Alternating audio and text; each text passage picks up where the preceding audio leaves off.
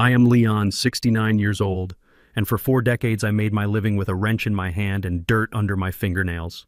My daughter and her husband always looked down on me, seeing only a tired old plumber. Last week they barged into my home demanding I move to the basement so they could take over my house. When I told them no, my son-in-law lost his mind. He picked up a solid oak chair and hurled it right at me. The wood shattered against my face, leaving me bleeding on my own living room floor. My daughter did not help me. Instead, she screamed that I was being selfish. I did not yell back. I simply walked out, got into my truck, and texted my lawyer. Phase 1 is complete. Call the police. Before I continue this story, let me know where you are watching from in the comments below. Hit like and subscribe if you have ever had to teach an ungrateful family member a harsh lesson about respect. It was a typical Tuesday afternoon when the peace of my quiet Atlanta suburb was shattered. The front door swung open with a violent bang that echoed through the hallway. Before I could even get up from my armchair, my daughter Jada and her husband Brad stomped into the living room. They did not say hello. They did not ask how my day was. Instead, they dropped 4 massive designer suitcases right onto my hardwood floor. The heavy thud made the floorboards rattle. Brad, a 36-year-old venture capital consultant who always wore suits that cost more than my first truck, looked around my living room with a sneer. Jada crossed her arms and looked at me with an expression of pure entitlement. "Dad, we are moving in," she announced as if she were ordering a coffee. "Brad needs to be closer to the city for a new project, and our penthouse is undergoing some renovations. We are taking the master bedroom. You need to clear your things out by tonight and move down to the basement." I sat there, my hands resting on my knees, staring at the two of them. I had spent 40 years building commercial plumbing systems across this state, working 60-hour weeks to ensure my daughter never had to struggle. My hands are permanently scarred and calloused from decades of threading iron pipes and welding copper, but those hands paid for her expensive private college. Those hands paid for her extravagant wedding to a man who refused to even shake them properly the first time we met, opting for a weak nod and a disgusted glance at my work boots. I looked at Brad, who was already inspecting my crown molding with a look of absolute disdain. "No," I said, my voice calm and steady. "You are not taking my bedroom and you are not moving in." Brad whipped his head around his face, instantly turning a splotchy red. "Excuse me," he snapped, stepping toward me. "We are not asking, Leon. We are telling you. We need the space and you are just one old man taking up a 4-bedroom house. It is ridiculous." I stood up slowly, planting my feet on the ground. "This is my house, Brad. If you need a place to stay, you can rent a hotel. You are not displacing me in my own home." Brad lost whatever little composure he had. He started cursing, calling me an ignorant old laborer who did not understand how the real world worked. His rage boiled over in a second. He grabbed the heavy oak chair sitting next to the dining table, lifted it high, and hurled it directly at my head. I raised my arm, but I was not fast enough. The heavy wood crashed into the side of my face and shoulders, splintering against the wall behind me. A sharp, blinding pain shot through my skull, and I stumbled backward, clutching my cheek. I felt the warm, thick liquid immediately pooling in my hand and dripping down my chin. Blood. I was bleeding in the house I had built, struck by a man who thought I was nothing but dirt beneath his expensive leather shoes. I looked over at Jada, expecting my daughter, the child I had raised and loved, to scream at her husband, to rush to my side to ask if I was okay. Instead, she stood perfectly still, her eyes wide, not with concern, but with deep irritation. "Look what you made him do, Dad!" she yelled, her voice dripping with venom. "You are being completely selfish. We are your family and you cannot even do us this one simple favor. Brad is under a lot of stress at work and you are just making it worse. You are so stubborn and greedy." Her words hurt far more than the physical blow. She was looking at my bleeding face and defending the man who had just assaulted me. I looked down at the shattered pieces of the oak chair scattered across the floor. That was not just any piece of furniture.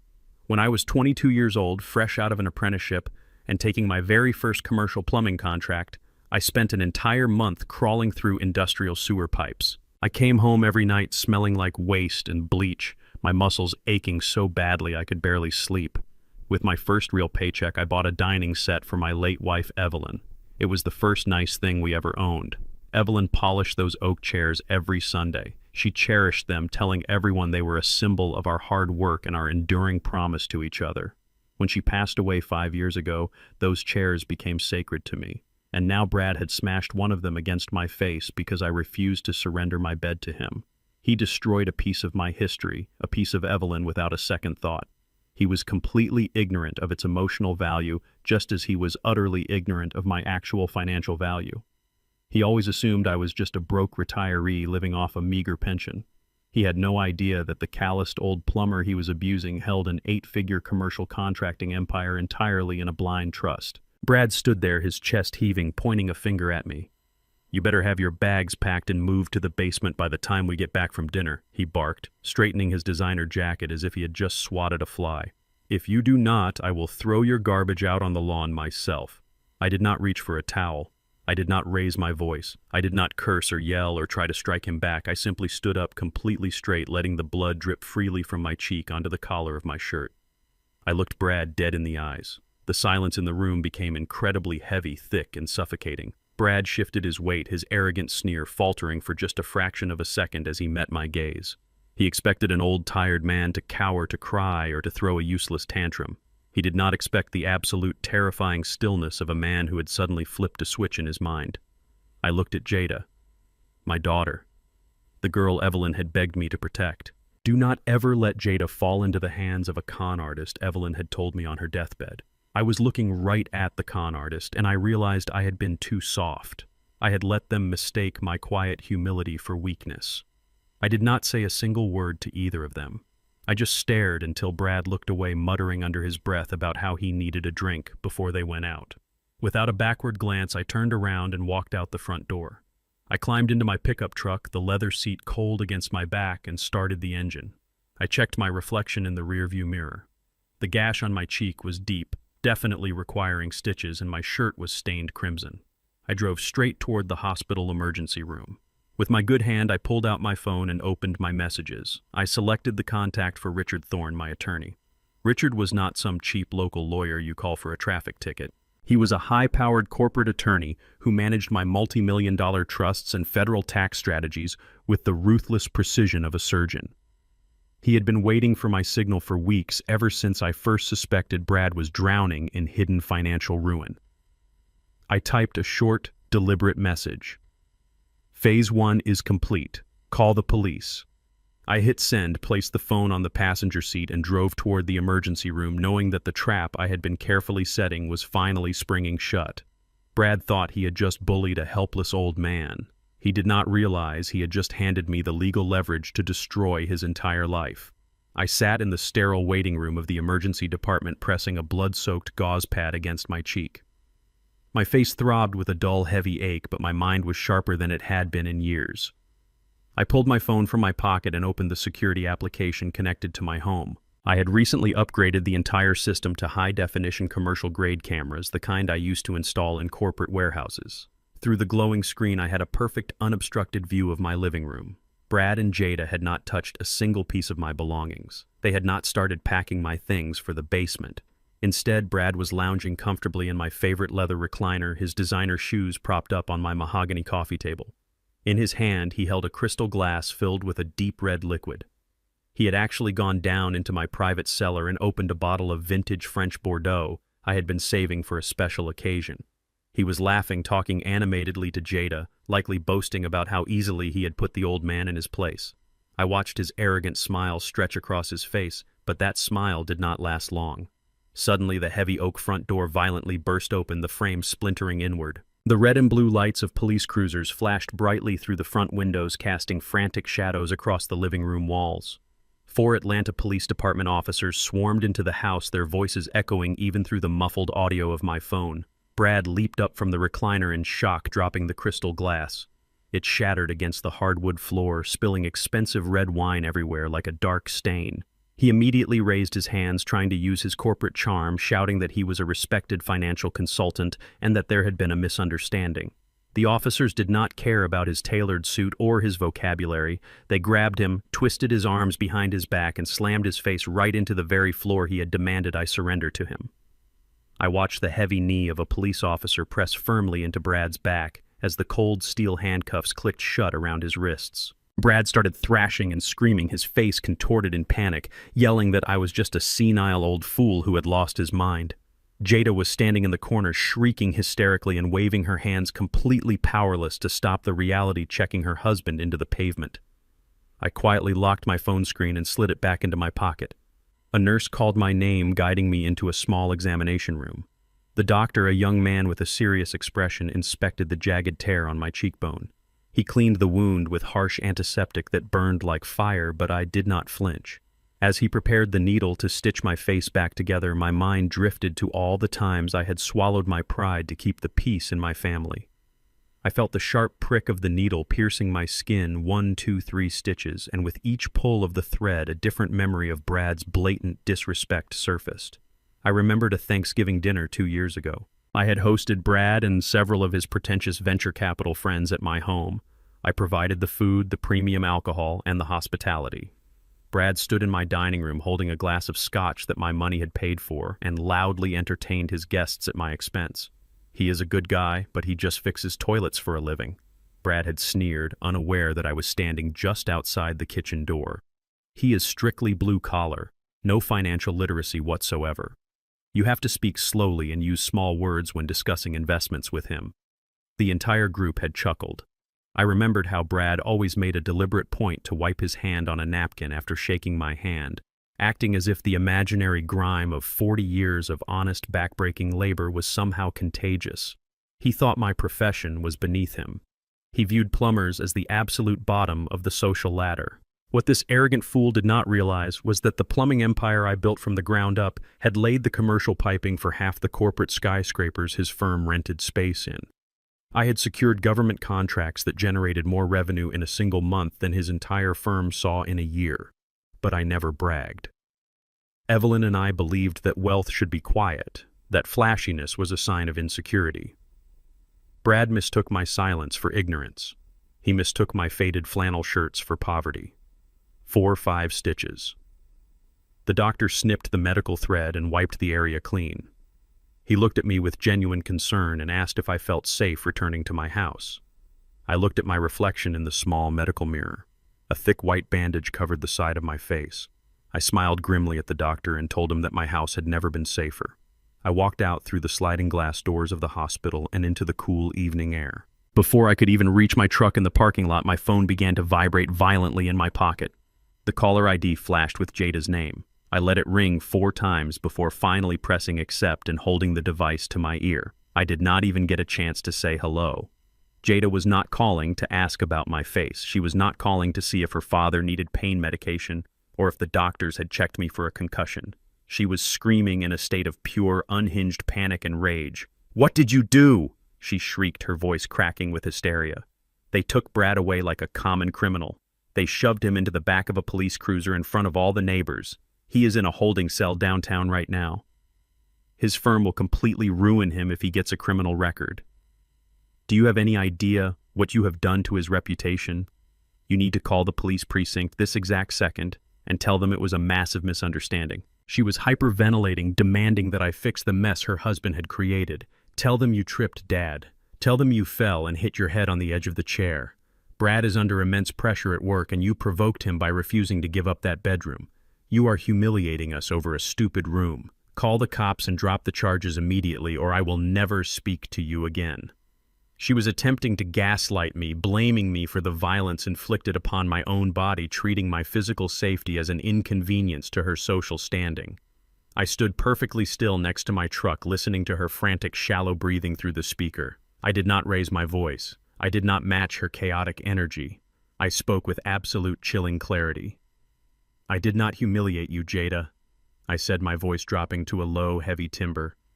"Your husband humiliated himself when he decided to assault an old man." I paused, letting the silence stretch just long enough to make her severely uncomfortable. "And as for your demand about dropping the charges, you really should have married a lawyer instead of a fake financial consultant. If you had, you would know exactly how the legal system works in the state of Georgia.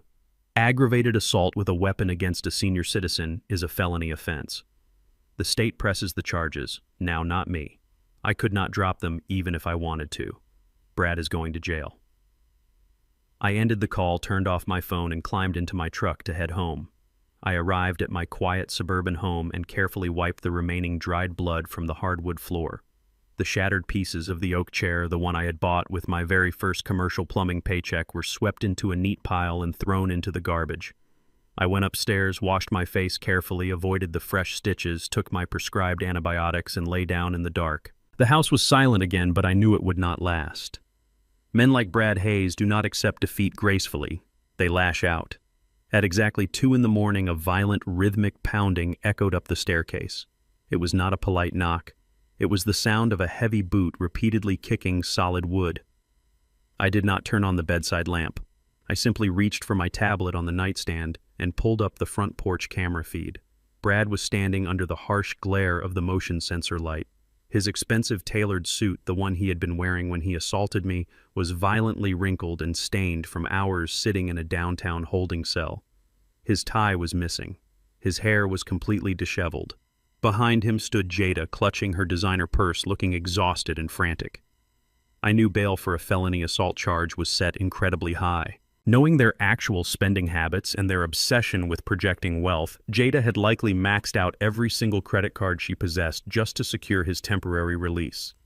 She had drained her last available resources to pull her abusive husband out of a concrete room. Brad was completely unhinged.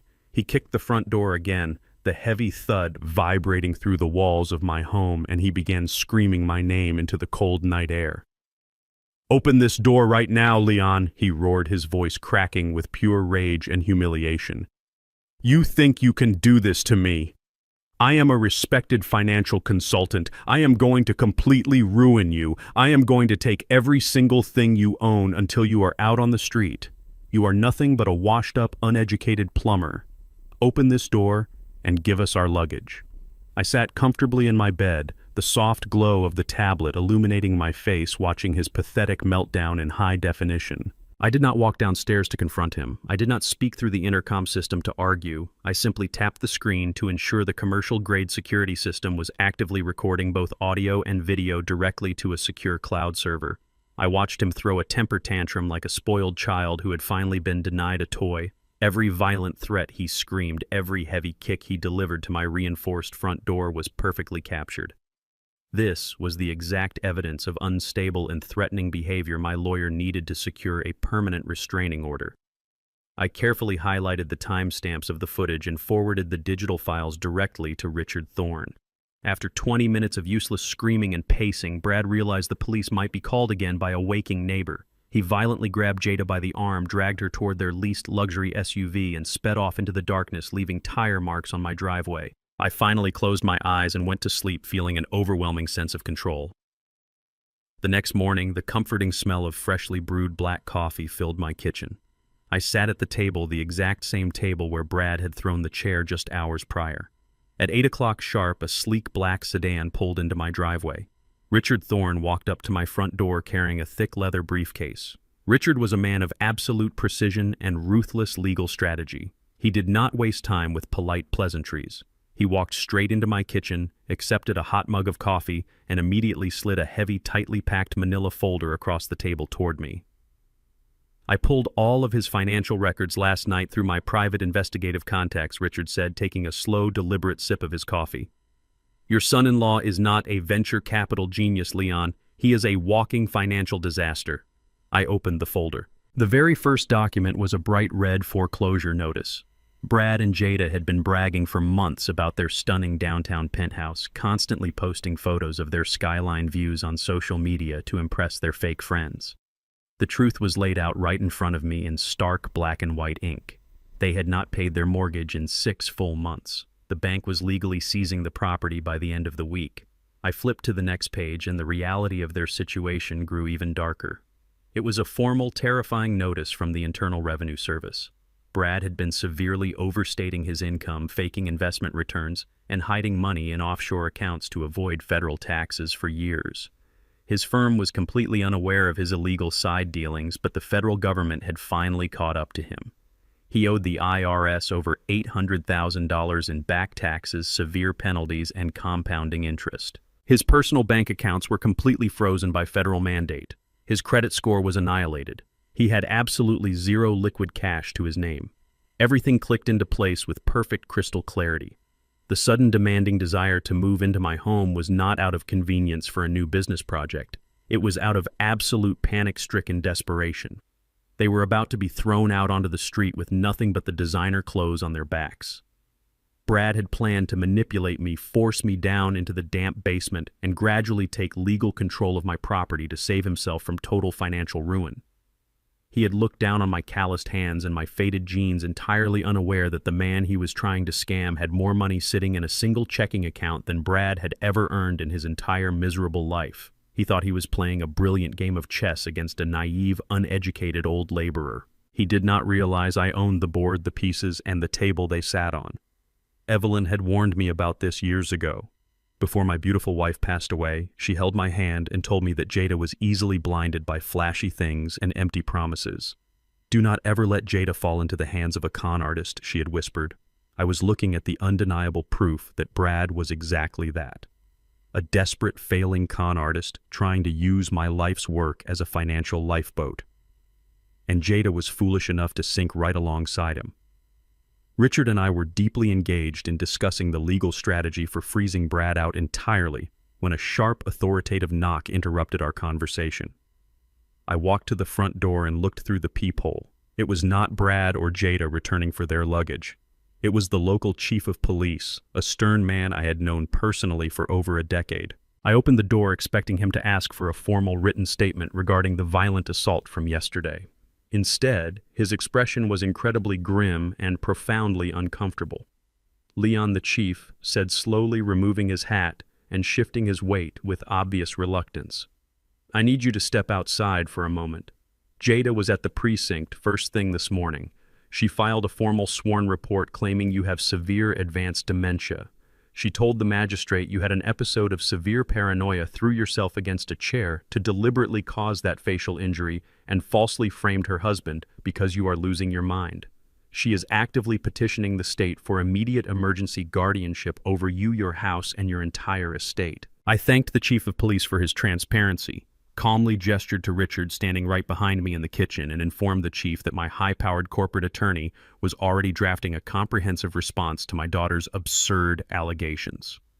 Richard handed the chief a stack of preliminary medical evaluations I had completed just last month for my life insurance renewal, proving my cognitive functions were absolutely flawless. The chief nodded visibly, relieved he did not have to drag an old friend out of his own house, and left. Jada's emergency guardianship petition was dead on arrival. She had fired her strongest weapon, and it had bounced right off my armor. I knew it would only be a matter of time before she changed her tactics. 3 days later, the doorbell rang. I checked the security camera. It was Jada. She was standing on my front porch alone, looking like a completely different person from the screaming, entitled woman who had demanded my bedroom. She wore a simple, understated sweater. Her makeup was entirely washed off, leaving her face looking pale and exhausted. In her hands, she held a large foil-covered glass baking dish. I unlocked the door and pulled it open. Jada immediately burst into heavy theatrical tears. She did not yell. She did not make demands. She simply stood there, letting her shoulders shake as tears streamed down her cheeks. "Dad, I am so incredibly sorry," she sobbed, her voice trembling with perfect, practiced fragility. "I was so wrong. Brad was completely out of line. I was just so scared and overwhelmed by everything going on with his work that I lost my mind. Please, Dad. Please let me come inside. I cannot stand fighting with you." I stepped back silently, allowing her to cross the threshold into the hallway. She walked straight into the kitchen and set the glass dish on the counter. She pulled back the aluminum foil, and the warm, sweet aroma of baked peaches, cinnamon, and brown sugar instantly filled the room. I looked down at the dessert. It was a peach cobbler. Not a store-bought pastry, but a homemade peach cobbler baked exactly the way my late wife Evelyn used to make it. Evelyn had spent years perfecting that specific recipe, adding a secret dash of nutmeg and a thick, buttery lattice crust that always turned golden brown. It was the dessert she baked for every single one of my birthdays, every Thanksgiving, and every time I came home exhausted after a grueling month-long commercial plumbing project. Evelyn had taught Jada how to bake it when she was just a little girl standing on a step stool in this very kitchen. Jada was weaponizing her dead mother's memory to manipulate my emotions.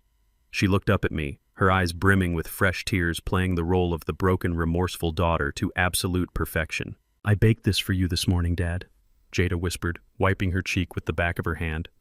I was thinking about Mom all night. I was thinking about how disappointed she would be right now seeing us tear each other apart like this. She loved Brad. She loved our family. She always said that no matter how angry we get, we have to find a way to forgive each other. Mom would never want to see her son-in-law sitting in a cold jail cell facing felony charges. She would want us to heal. She reached into her purse and pulled out a neatly folded document, sliding it across the kitchen table toward me. I printed out a formal family reconciliation agreement, she said, her voice softening into a desperate plea. Brad is willing to undergo anger management counseling. He is deeply ashamed of what he did to your face. This paper just formally states that we have reached a private family settlement and that you are officially requesting the district attorney to drop the aggravated assault charges. If you sign this, we can put this entire nightmare behind us. We can be a family again exactly the way Mom would have wanted. I looked at the paper resting on the kitchen table. I did not reach for my reading glasses in my shirt pocket. Instead, I squinted hard, leaning forward and putting on a masterful performance of a tired, aging father whose vision was rapidly failing him. I let my hands tremble just slightly as I smoothed out the document. My eyesight was actually perfectly fine. I could read the fine print clearly from 2 feet away. I recognized the legal formatting instantly. This was absolutely not a family reconciliation agreement. There was no mention of assault charges or anger management. Boldly printed at the top, disguised under a misleading cover sheet, was a durable financial power of attorney. If my pen touched that signature line, I would be legally granting Jada sweeping, unrestricted authority to access every single one of my bank accounts, liquidate my investment portfolios, and sell this very house out from under me. She had failed to seize my assets through a fake dementia claim, so she was trying to trick me into handing her the keys to the kingdom voluntarily. I looked up at her. She was holding her breath, her eyes wide with manufactured innocence. I let out a heavy, defeated sigh. "You are right, Jada," I said, my voice sounding weak and resigned. "Your mother would hate to see us fighting. I just want peace in my house." I reached into my breast pocket and pulled out my own pen. It was a sleek black ballpoint pen I had purchased from a novelty magic shop a few years ago to play a prank on one of my plumbing foremen. It was loaded with highly specialized disappearing ink. The ink flowed dark and permanent upon contact with paper, but its chemical composition caused it to completely evaporate and vanish without a trace within 2 hours of exposure to the air. I clicked the pen, pressed the tip to the signature line, and confidently signed my full legal name, Leon Crawford, across the bottom of the fraudulent power of attorney document. The exact second the ink finished forming the last letter of my name, the entire atmosphere in the kitchen shifted. Jada did not thank me. She did not hug me or offer me a slice of the peach cobbler she had baked using her dead mother's recipe. Her fake tears vanished instantly, replaced by a cold, triumphant smirk. She snatched the document off the table so fast she nearly tore the paper, quickly folding it and shoving it deep into her designer purse. Without saying another word, she turned on her heel and marched straight out the front door. I stood perfectly still by the kitchen window, watching her practically sprint down the driveway toward her luxury SUV. Before she even opened her car door, she pulled out her cell phone and dialed a number. I could see the massive, greedy grin plastered across her face as she pressed the phone to her ear, undoubtedly calling Brad to boast that she had successfully conned the old man out of his entire fortune. I watched her speed away down the street, smiling to myself, fully aware that by the time she proudly slammed that document onto a bank manager's desk, my signature would be completely gone. I did not have to be inside the marble lobby of the downtown First National Bank to know exactly how the scene was unfolding. My lawyer Richard had already placed a direct call to the branch manager earlier that morning, giving him a strict warning about a potential fraud attempt regarding my accounts. Jada and Brad strutted through the heavy glass doors of the bank as if they owned the entire building. Brad was currently out on bail, sweating profusely through a fresh designer dress shirt, his arrogant swagger completely masking the desperate, sinking reality of his financial ruin. Jada marched right up to the premier banking desk, skipping the regular teller line entirely. She demanded an immediate audience with the branch manager. When they were escorted into the private, glass-walled office, Brad did not even bother to sit down. He aggressively slapped the fraudulent power of attorney document flat onto the polished mahogany desk. "We need a cashier's check for $200,000 drafted immediately," Brad demanded, tapping his expensive watch to emphasize his fake importance. "My father-in-law has officially granted us full financial control of his estate due to his rapidly declining mental health. We are moving his liquid assets into a secure management fund. Just process the withdrawal right now." We do not have all day to wait around.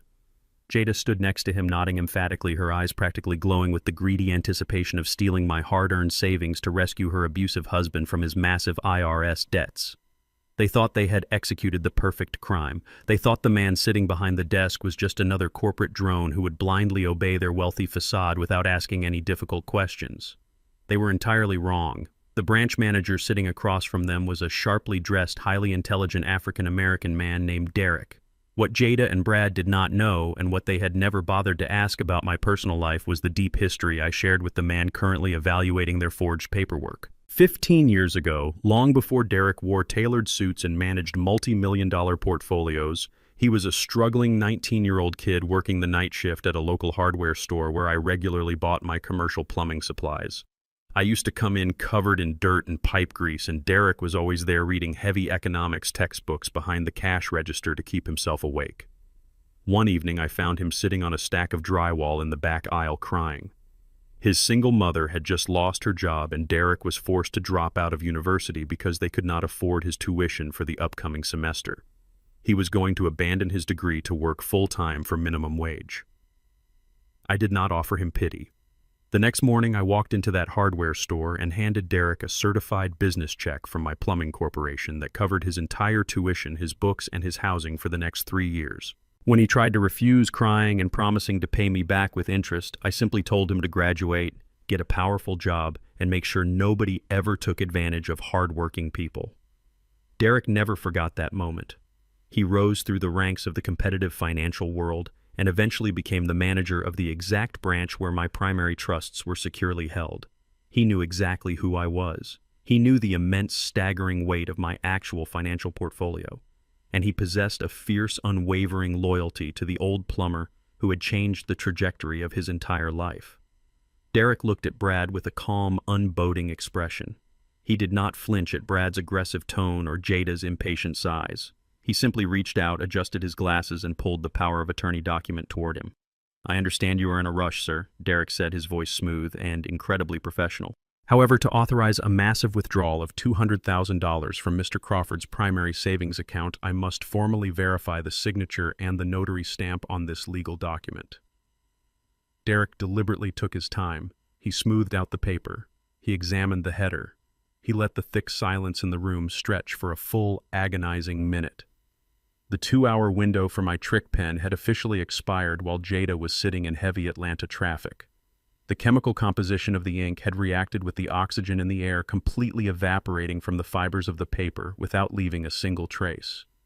Derek looked down at the bottom of the page, then looked back up at Brad and Jada with an expression of absolute chilling professional confusion.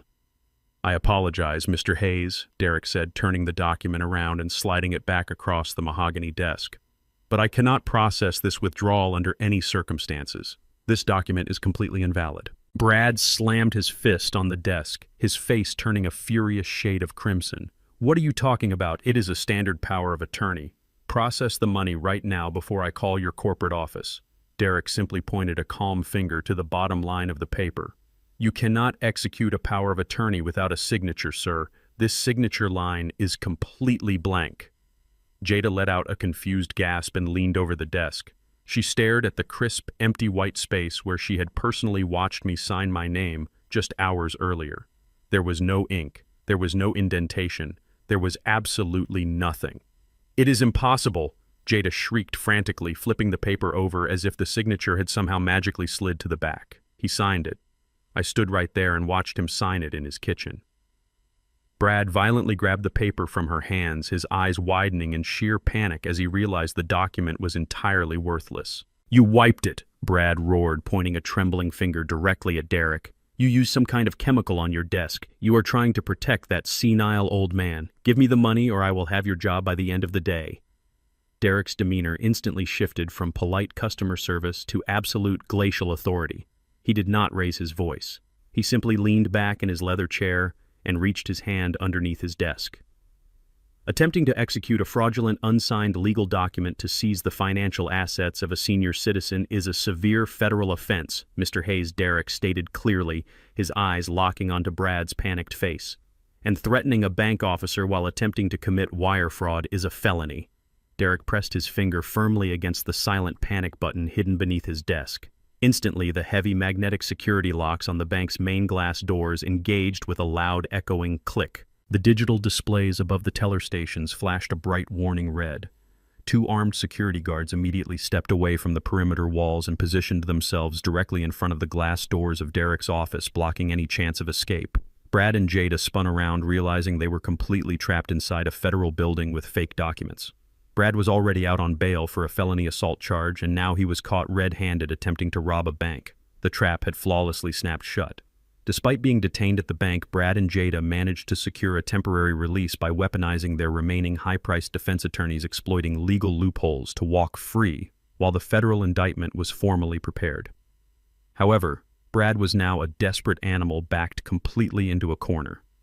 The frozen assets and looming IRS foreclosure meant his borrowed time was evaporating by the hour. Since his attempt to forge my signature failed spectacularly, he needed a way to legally override my autonomy entirely. He needed the state to declare me mentally incompetent. Just 2 days after the bank incident, a sleek silver car pulled into my driveway.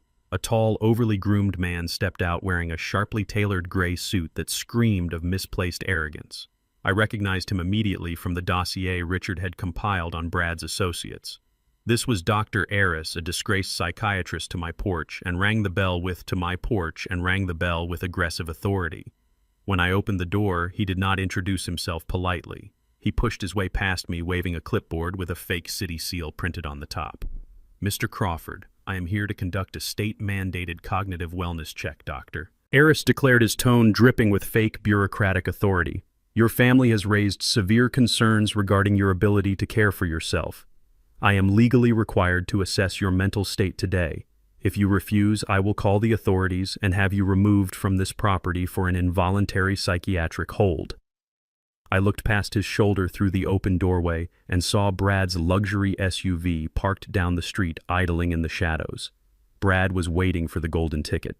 I did not argue or attempt to block the doorway. I simply stepped aside, offering a weak, trembling nod, and led the corrupt doctor into my kitchen. Dr. Aris sat at my kitchen table, unpacking his forms with the theatrical precision of a man who loved the sound of his own voice. He looked around my modest home, his eyes lingering on my worn work boots by the door and the faded flannel jacket draped over a chair. I could see the absolute contempt radiating from his posture. He looked at me the exact same way Brad did, seeing nothing but a dirty, uneducated laborer who had outlived his usefulness.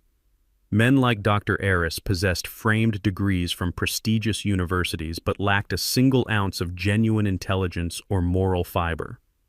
During my 40 years running a massive commercial plumbing corporation, I had dealt with hundreds of men exactly like him.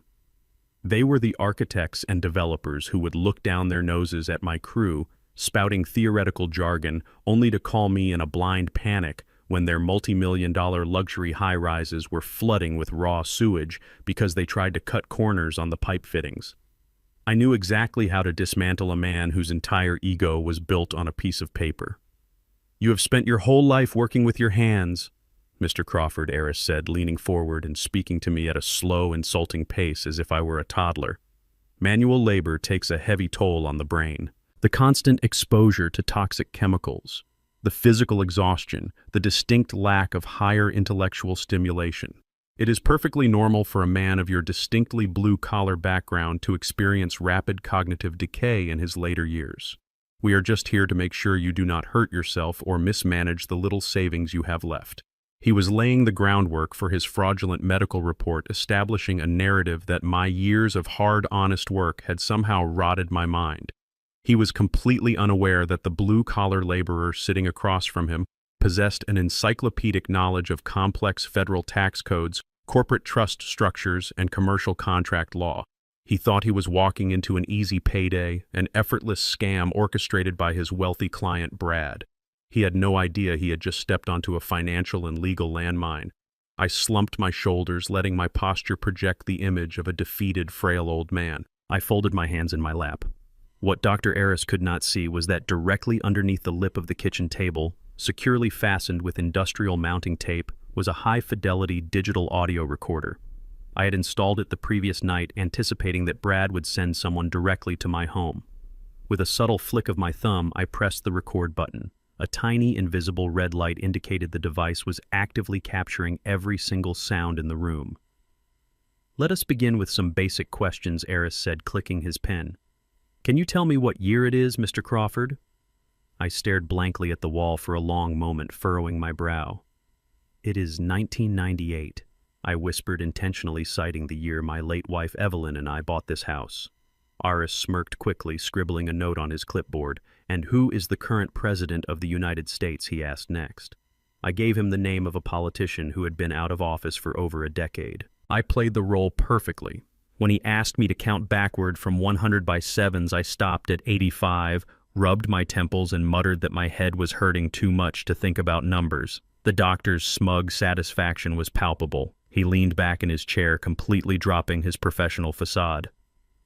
"Brad was absolutely right," Eris chuckled under his breath, shaking his head. "You are completely gone, old man.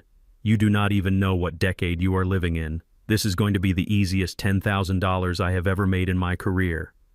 I kept my eyes fixed on the table, maintaining my vacant expression while my heart surged with quiet victory.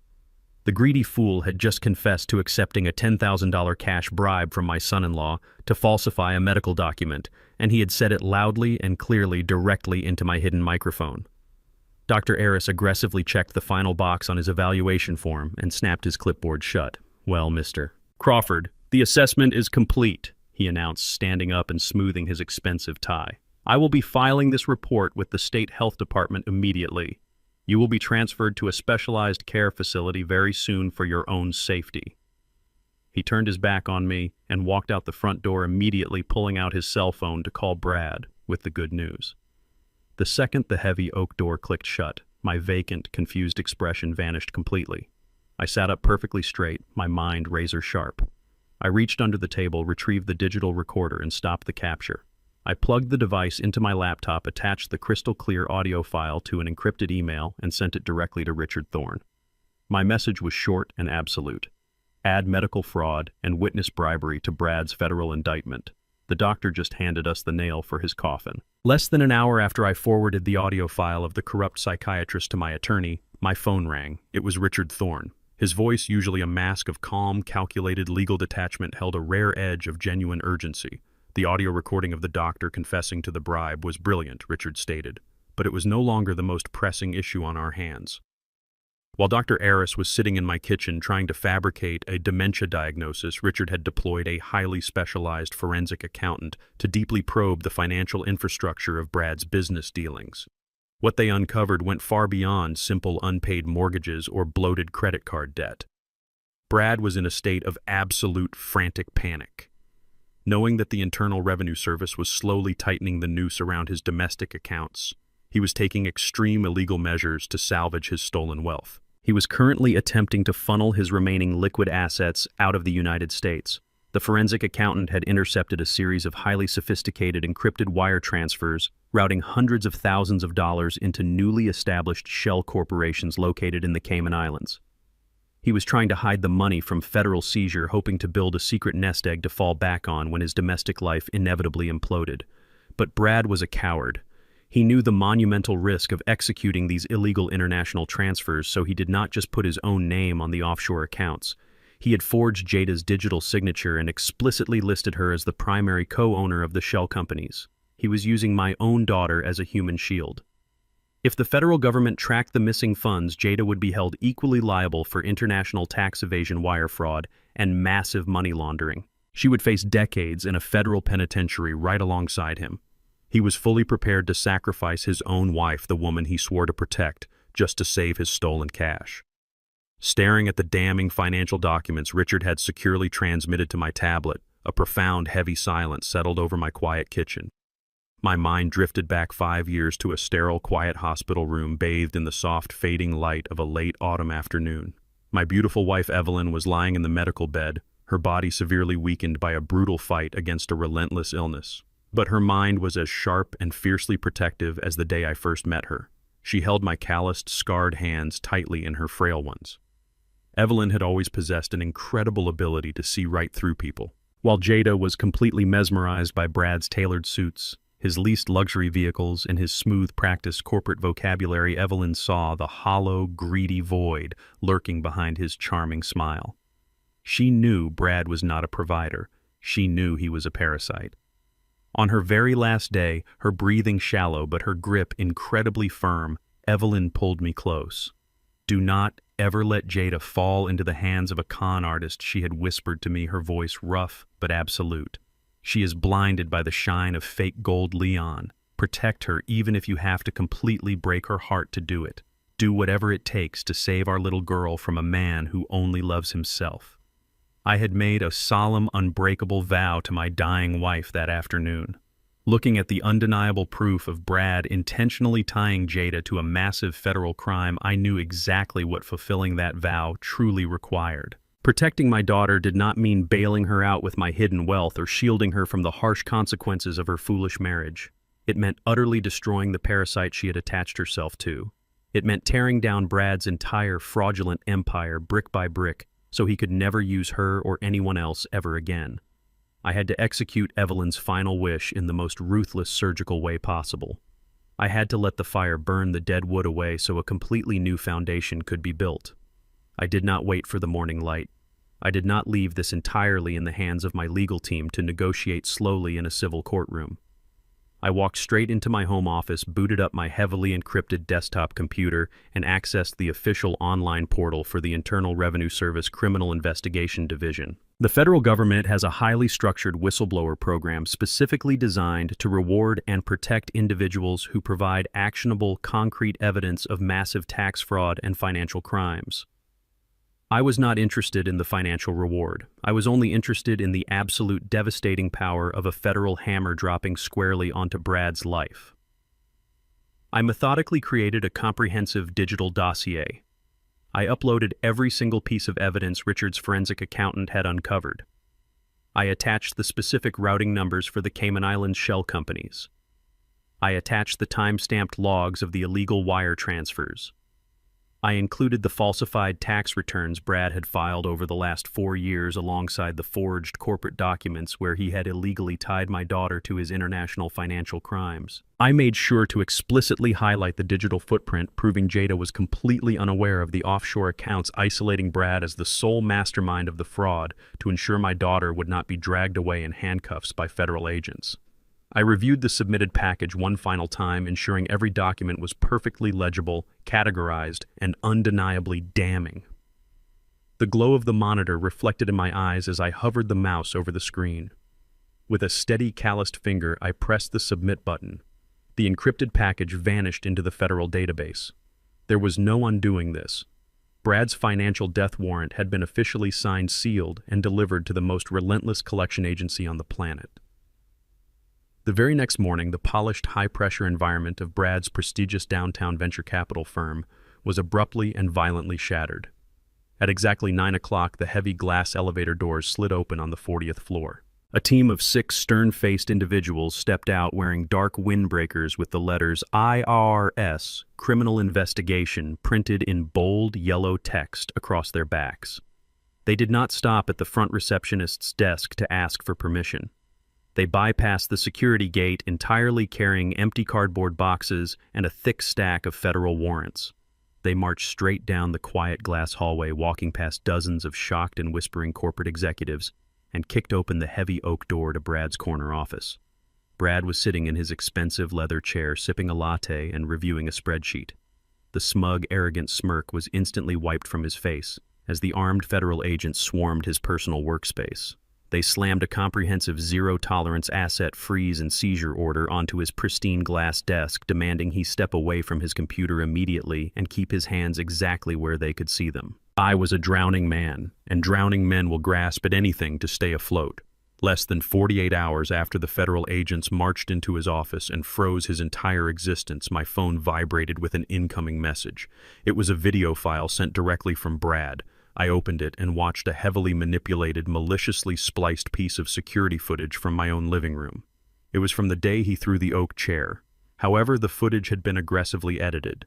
The frames where Brad hurled the chair were completely cut out. Instead, the video abruptly skipped and looped to show a brief moment where I had raised my arm in self-defense, followed by a cut of Jada tripping over one of her own designer suitcases. Without the original context, the edited video made it look exactly as if I had violently shoved my own daughter to the hardwood floor in a fit of unprovoked rage. A second later, Brad called me. I answered, and his voice came through the speaker, frantic, manic, and dripping with cornered desperation. "Listen to me very carefully, old man," Brad hissed, his breath ragged. "I am sending this video to the local news stations, to your neighbors, and to the police department in exactly 2 hours. I will tell them you attacked your own daughter. I will have you arrested for domestic violence. Your entire reputation in this community will be completely annihilated. You will rot in a prison cell." I listened to his frantic breathing, keeping my own breathing perfectly steady. "What do you want?" Brad, I asked, intentionally making my voice sound thin and frightened. "I want the house," he demanded instantly. "My lawyer has drawn up a quitclaim deed. You are going to sign over the entire property to Jada and me right now. No trusts, no conditions, just a direct transfer of the deed. You meet me at my lawyer's office in 30 minutes and sign the house over, or I hit send and your life is over." He texted me an address for a flashy, low-rent law office located in a commercial strip mall. It was the exact kind of place a desperate man goes when the high-powered corporate firms refuse to return his phone calls. I drove my truck across town, mentally preparing for the performance of a lifetime. When I walked into the cramped, poorly lit conference room, Brad was already sitting at the table. He looked absolutely terrible. He was wearing the same wrinkled suit from the day of his arrest. The dark circles under his eyes revealed he had not slept since the federal agents raided his firm. Yet despite his catastrophic reality, he still wore that identical, sickeningly arrogant smirk. He honestly believed he had just checkmated me. "You finally realized who you are dealing with," Brad sneered as I took a seat across from him. His sleazy defense attorney slid a thick stack of legal documents across the cheap veneer table. Brad leaned forward, placing his elbows on the table, eager to twist the knife. He needed to humiliate me to make himself feel powerful again. "You spent 40 years of your life crawling in human waste, Leon," Brad said, his voice dripping with absolute contempt. "You ruined your knees and scarred your hands doing a job that a high school dropout could do. You saved your pennies for decades to pay off this pathetic suburban house.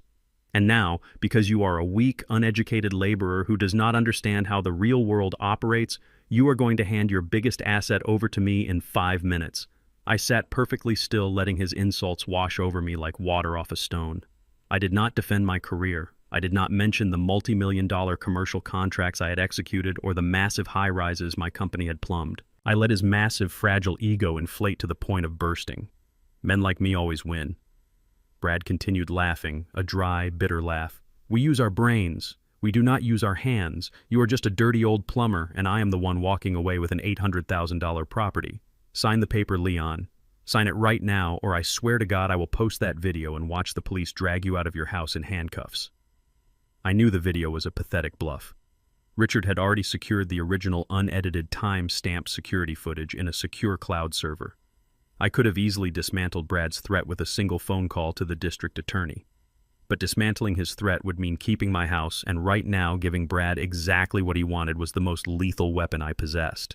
I needed him to take ownership of this specific property, so I played the role of the defeated, terrified father. I slumped my shoulders forward, letting my posture collapse. I kept my eyes averted, staring down at the table as if I were utterly broken. I slowly reached out and picked up the heavy black pen the lawyer had provided. I let my hand tremble violently. I brought the pen to the paper, hovering over the signature line, and looked up at Brad with wide, fearful eyes. "If I sign this," I whispered, my voice shaking perfectly, "you have to promise to delete that video. You cannot show that to anyone. You have to promise to leave me alone." Brad snatched the pen from my hand, shoved it back into my palm, and pointed aggressively at the dotted line. "I promise nothing until you sign," he barked. "Sign the deed, old man. Give me my house." With a heavy manufactured sigh of total defeat, I pressed the pen to the paper. I did not use disappearing ink this time. I used permanent, legally binding ink. I signed my full name, authorizing the absolute transfer of my $800,000 suburban home directly into Brad and Jada's names. The lawyer quickly snatched the document, stamped it with his notary seal, and declared the transfer legally binding. Brad's face erupted into a massive, victorious grin. He practically vibrated with excitement. In his desperate, panic-stricken mind, he had just secured a massive, unencumbered asset that he could leverage or sell to pay off the IRS and save himself from federal prison. He had no idea he had just swallowed a lethal financial poison pill. I stood up slowly, playing the part of a ruined man to the very end, and walked out of the conference room. Brad followed me out into the bright afternoon sun of the parking lot. As I reached the door of my truck, Brad called out to me. I turned around to see him laughing loudly, completely drunk on his fake victory. "What a pathetic, miserable old man," Brad shouted, not caring who heard him in the parking lot. "Have fun rotting in a cheap apartment, loser." I did not get angry. I did not yell back. I simply looked at him standing there in his ruined suit and allowed a small, cold, highly mysterious smile to spread across my face. I turned around, got into my truck, and drove away, leaving him to celebrate a victory that would completely destroy him. I drove my truck back to the quiet suburban street that had been my home for decades. I knew my time in that house was officially over, but I needed to collect a few personal items. However, Brad did not waste a single second. By the time I pulled my truck into the driveway, another vehicle was already parked on the front lawn. It was a commercial locksmith van. I walked up the concrete path and saw a man in a work uniform actively drilling out the heavy brass deadbolts on my front door. Jada was standing on the porch, her arms crossed tightly over her chest, watching me approach with a cold, unapologetic glare. Brad strutted out from the living room, waving the freshly notarized quitclaim deed in the air like a golden ticket. He had a triumphant, manic energy radiating from his pores. "You have exactly 10 minutes to pack a single suitcase and get off my property," Brad announced, his voice carrying down the street for any nosy neighbors to hear. "The locksmith is finishing up the new deadbolts right now. You do not own this space anymore, Leon. It belongs to us." I looked at Jada, giving her one final opportunity to show a shred of empathy or remorse for throwing her elderly father out onto the street. She did not flinch. "You brought this on yourself, Dad," she said, refusing to make direct eye contact with me. "If you had just given up the bedroom when we asked nicely, we would not have to do this the hard way. Go pack your things. We have decorators coming tomorrow to measure the space." I did not argue. I did not beg for more time or plead for a place to sleep. I simply walked past them, my heavy work boots thudding against the hardwood floor for the last time. I went into my bedroom and pulled a small vintage leather suitcase from the top of the closet. I did not pack clothes or toiletries. I only packed the things that actually mattered. I packed Evelyn's framed photographs, the small wooden jewelry box she kept on her nightstand, and the original set of heavy iron pipe wrenches I had used to build my very first commercial contract. Everything else in the house was just meaningless material. I snapped the suitcase shut and walked back down the stairs. Brad was waiting at the bottom, tapping his foot impatiently. He physically snatched the suitcase from my hand, shoved it out the open front door onto the concrete walkway, and pointed toward the street. "Have fun at the homeless shelter, old man." Brad laughed, his voice dripping with pure malice. The locksmith slammed the new heavy door shut right in my face, and I heard the distinct heavy click of the new locks sliding into place. As I stood alone on the sidewalk, looking at the closed front door, I thought about what Brad had actually just taken ownership of. He was completely blinded by his own greed and his desperate, panicked need to secure an asset to sell to the Internal Revenue Service. He saw an $800,000 house and demanded it. What he failed to do was execute a basic fundamental title search. If he had hired a competent corporate attorney instead of a cheap strip mall lawyer, he would have discovered the monumental secret buried in the zoning history of the property. 3 years ago, after Evelyn passed away, my attorney Richard Thorne and I engaged in a massive restructuring of my entire financial empire. We moved my commercial wealth into a series of highly insulated, impenetrable blind trusts. But this specific suburban house was handled entirely differently. Because of the massive industrial scale of my commercial plumbing and waste management contracts across the state, I required a legally registered secondary transit site for specialized materials. Working alongside Richard and federal regulators, I formally rezoned this specific residential address and its heavily reinforced concrete basement into a registered commercial holding site. I legally attached the property to my commercial waste processing corporation. The house was not just a house, it was a highly regulated corporate liability. Anyone who accepted a direct, unshielded transfer of this specific deed outside of my corporate trust umbrella did not just acquire the equity of the real estate, they legally assumed total unfiltered personal responsibility for the commercial environmental status of the property. By forcing me to sign that quitclaim deed directly into his personal name, Brad had completely bypassed my corporate liability shields. He had eagerly swallowed a lethal financial poison pill, totally unaware that the medicine he thought would cure his IRS debt was actually going to completely destroy him.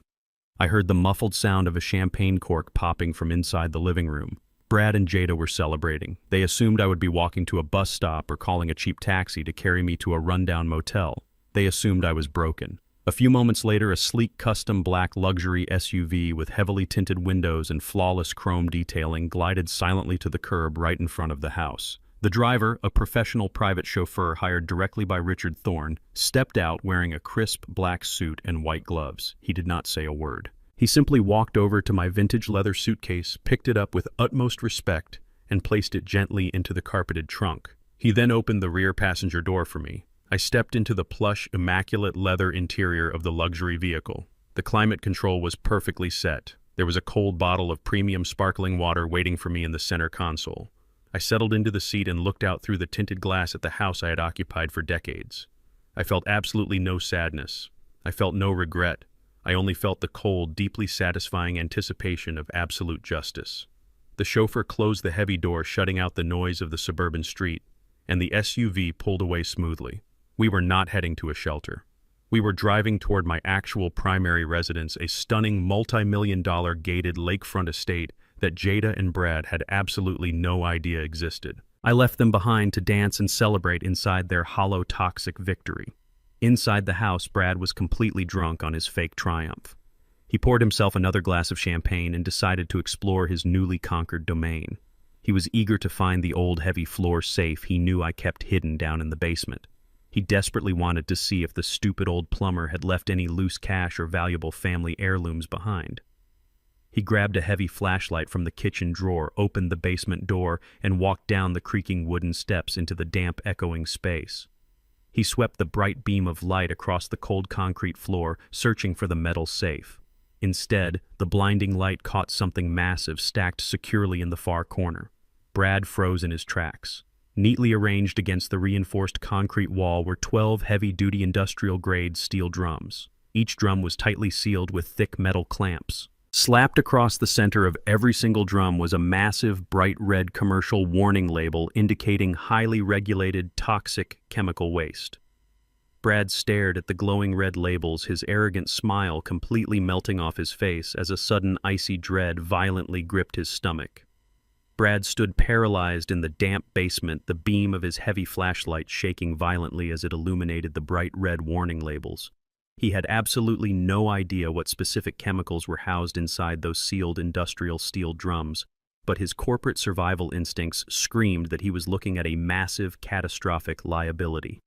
Before he could even step closer to inspect the federal identification numbers printed on the metal, a loud, amplified voice echoed from the street outside, piercing right through the floorboards above his head.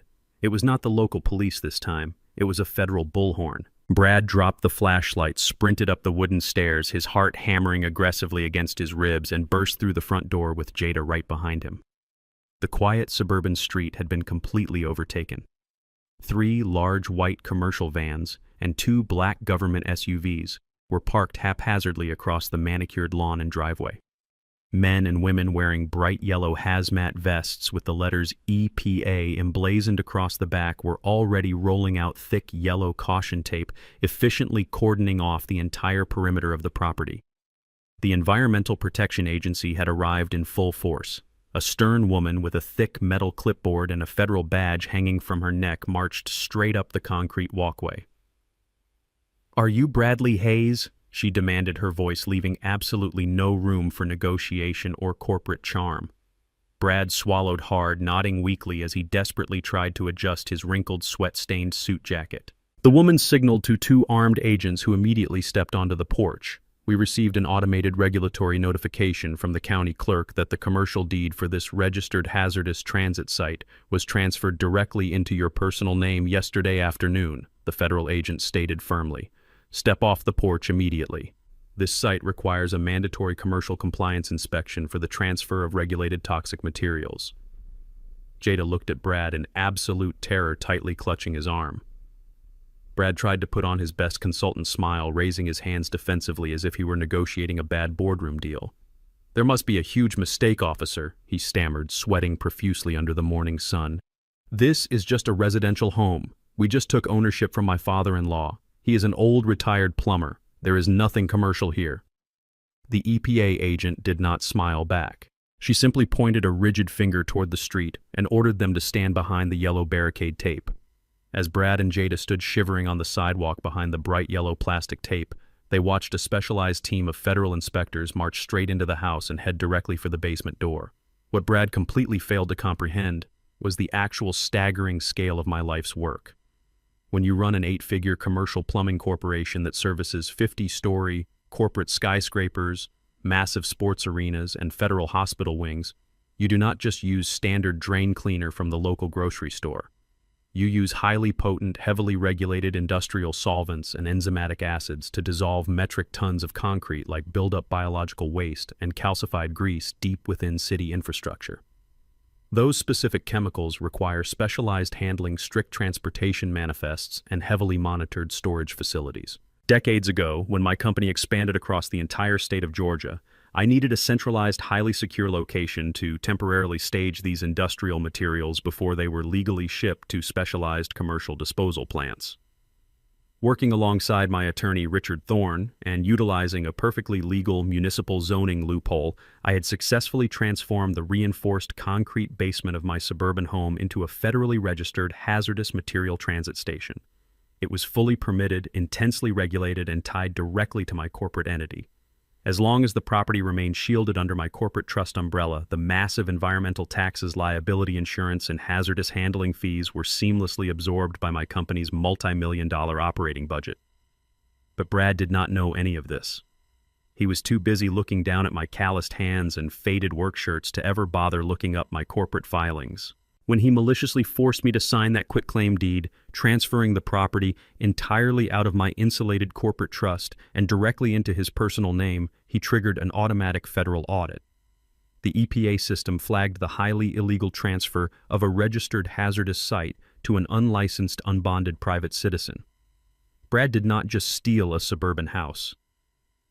He legally adopted an active, highly toxic commercial waste facility without possessing a single license permit or corporate insurance policy to maintain it. He had walked right into the devastating financial bear trap I had left wide open for him. 20 agonizing minutes later, the lead EPA agent emerged from the house, her expression significantly darker than before. She walked straight up to the yellow tape where Brad and Jada were nervously waiting, surrounded by whispering neighbors who had come out to watch the spectacle. She pulled a thick stack of heavily stamped federal documents from her clipboard and shoved them directly into Brad's chest. "You have 12 drums of Class 4 industrial solvents improperly stored for a residential private citizen," the agent declared loudly, ensuring the gathering crowd of neighborhood onlookers could hear every single damning word. "Because you eagerly took direct personal ownership of this regulated site without securing the mandatory federal transfer permits or commercial insurance, you are now in severe violation of the Resource Conservation and Recovery Act." Brad frantically flipped through the dense legal documents, his eyes darting across the pages in sheer panic. His face drained of all color, turning a sickly ashen gray. "What does this mean?" Jada shrieked, looking at the papers trembling violently in her husband's hands. "It means your husband is now personally and entirely liable for the immediate commercial extraction, specialized hazmat transport, and federal disposal of the hazardous materials currently sitting in your basement," the agent replied coldly. Brad's knees practically buckled as he reached the final page of the citation. Boldly printed at the bottom, directly above his newly registered status as the sole property owner, was the total mandated environmental penalty and commercial disposal fee. It was not a small administrative fine. It was a legally binding federal invoice for $1,200,000, payable within 30 days. If you fail to remit the payment in full, the agent continued relentlessly, the federal government will place a hard, inescapable lien on this property, and you will face immediate criminal prosecution for illegal hazardous waste mismanagement. Brad could barely breathe. He was already out on bail for a violent felony assault charge. He was already $800,000 in debt to the Internal Revenue Service with frozen bank accounts. And now, entirely thanks to his own aggressive greed and profound arrogance, he owed the Environmental Protection Agency over $1 million. He was financially annihilated. Brad ripped his cell phone from his pocket, his fingers shaking violently as he dialed my number.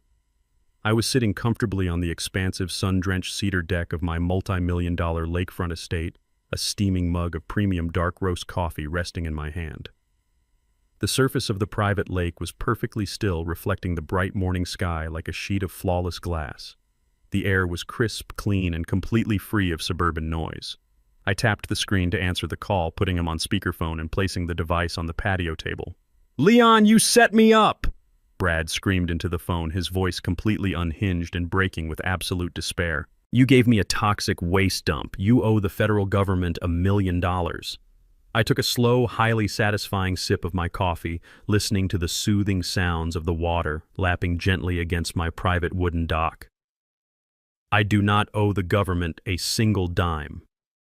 "Brad," I replied, my voice smooth, calm, and utterly merciless.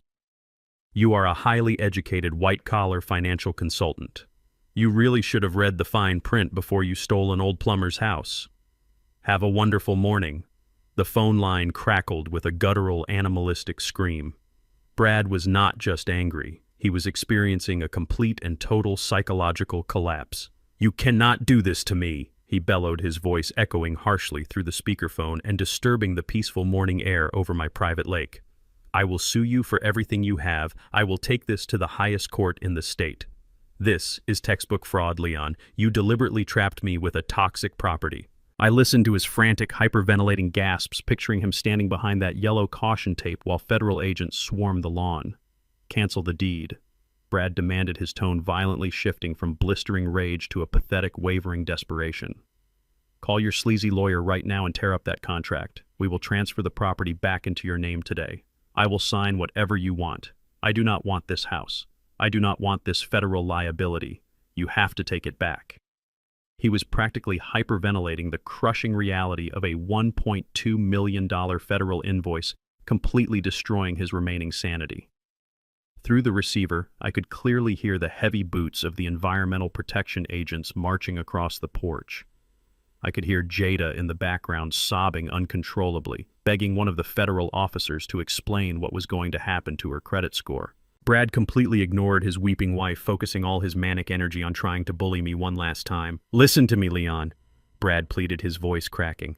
"I will delete that security video. I will go down to the police precinct right now and officially recant my statement. I will tell them I lied about the assault. I will drop every single charge against you. I will even let you move back into the master bedroom. Just undo the paperwork immediately. If you do not reverse this transfer, I swear to God I will make sure you spend the rest of your miserable life behind bars for environmental terrorism. Undo it right now." I leaned back in my comfortable cedar chair, the warm morning sun reflecting off the pristine surface of the lake, and allowed the sheer poetic irony of the situation to wash completely over me. For years, Brad had made it his personal mission to belittle my life's work. At family dinners, holiday gatherings, and casual weekend visits, he never missed a single opportunity to maliciously mock the commercial plumbing profession. To him, I was just an uneducated laborer who unclogged toilets and tightened leaky pipes for a meager wage. He viewed himself as a modern master of the universe simply because he wore Italian suits and moved imaginary numbers around on a computer screen in a sterile, air-conditioned high-rise. He completely failed to understand that the physical infrastructure of this entire country is built, maintained, and operated by men with calloused hands and heavy steel boots. Commercial plumbing is not just water and wrenches. It is navigating highly complex municipal grids. It is managing highly corrosive, toxic chemical solvents, industrial enzymatic degreasers, and biological waste capable of dissolving raw concrete. It requires dealing with stringent federal regulations, environmental impact reports, and massive logistical transportation networks. Brad despised the dark dirt under my fingernails, but he had absolutely no idea that the dirt was heavily regulated industrial byproduct that generated tens of millions of dollars in corporate revenue. Whenever I used to come home from a massive site inspection, Brad would literally hold his nose and step away from me, disgusted by the scent of industrial labor. And now the absolute pinnacle of cosmic irony had officially arrived. The arrogant financial consultant, the man who refused to shake my hand without immediately wiping his own with a sanitized wipe, was entirely buried under the very industrial waste he found so deeply repulsive. He thought he was stealing a pristine, valuable suburban asset to liquidate for easy cash to save himself from the Internal Revenue Service. Instead, his aggressive, unyielding greed had legally bound him to the absolute dirtiest, most hazardous aspect of my profession. He was now the proud sole owner of a commercial toxic waste site. The heavy, unforgiving burden of the working class he so deeply loathed had just been dropped directly onto his tailored shoulders. I took another slow, deliberate sip of my dark roast coffee, savoring the rich, bold flavor as a blue heron gracefully took flight across the water. "I am not calling anyone Brad," I said, my voice cutting through his panicked breathing with surgical, unwavering precision. "And there is absolutely no fraud here. You drafted the quitclaim deed, you brought your own lawyer, you chose the location for the signing, you practically forced the pen into my hand while threatening me with a spliced video. I simply gave you exactly what you demanded." Brad let out a choked, desperate noise, his breathing growing increasingly ragged. "You knew about the chemicals," he accused, his voice shaking with terror. "You intentionally withheld the environmental status of the property." I let out a short, cold laugh. "The environmental status of that property is a matter of public record, Brad. It has been federally registered for years. Any competent financial consultant or real estate attorney would have pulled the property disclosures and municipal zoning history before demanding a direct, unshielded title transfer. But you were too busy looking down your nose at me to look up the basic legal facts."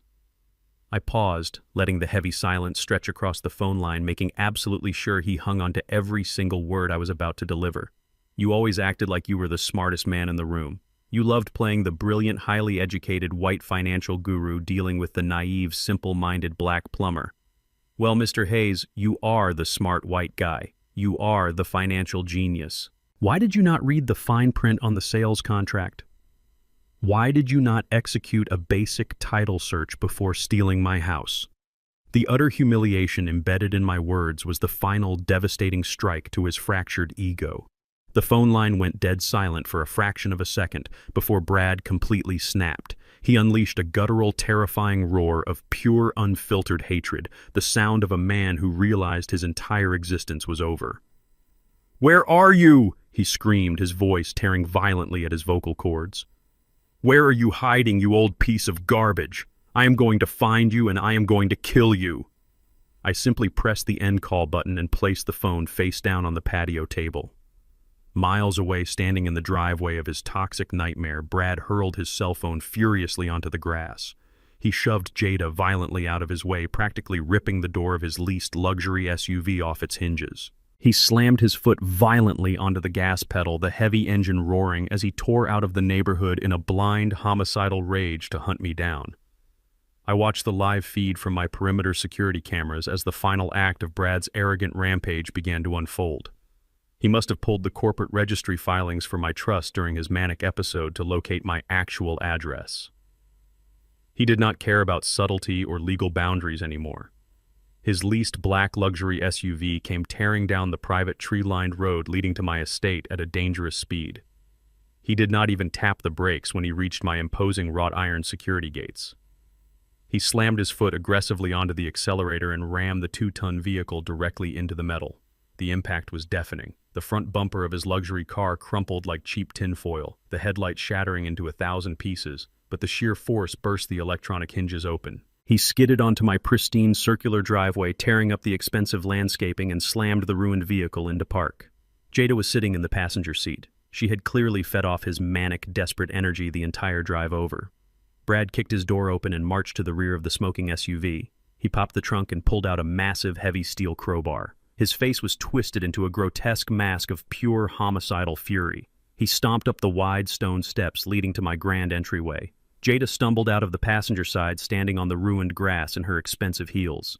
"Get him, Brad!" she screamed, her voice shrill and completely unhinged. "Make that selfish old man fix this. Force him to sign the reversal. Do not let him get away with ruining our lives." Brad did not hesitate.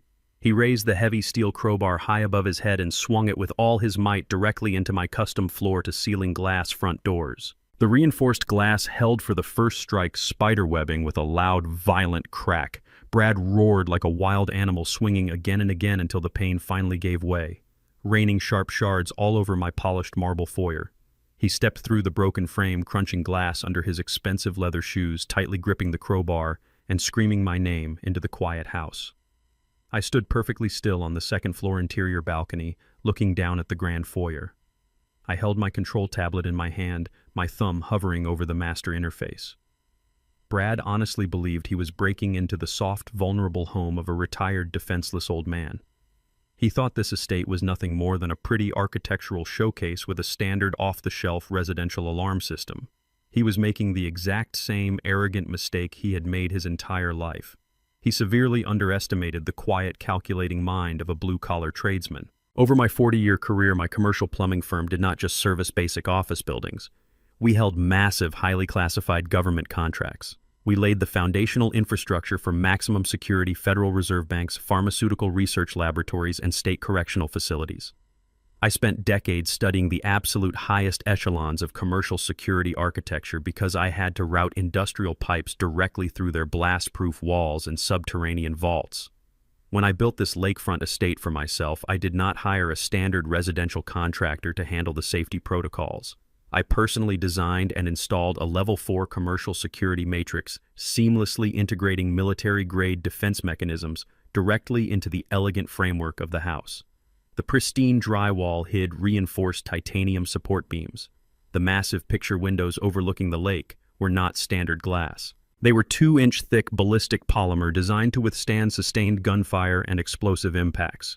The entire property was an impenetrable fortress disguised as a peaceful luxury retreat. Brad thought he had forcefully breached my defenses by smashing the front door with a piece of iron. He did not realize that the perimeter glass was specifically designed as a funnel. I wanted him to break in. I had purposely left the front gates unreinforced so he could ram his way onto the property. He had not broken into my sanctuary. He had willingly walked directly into a highly sophisticated, inescapable vault. Brad marched deeper into the center of my massive living room, violently swinging the crowbar into a priceless ceramic vase resting on an entryway table. It shattered into dust, scattering across the expensive Persian rug. "Where are you, Leon?" Brad roared, his voice echoing harshly off the high, vaulted ceilings.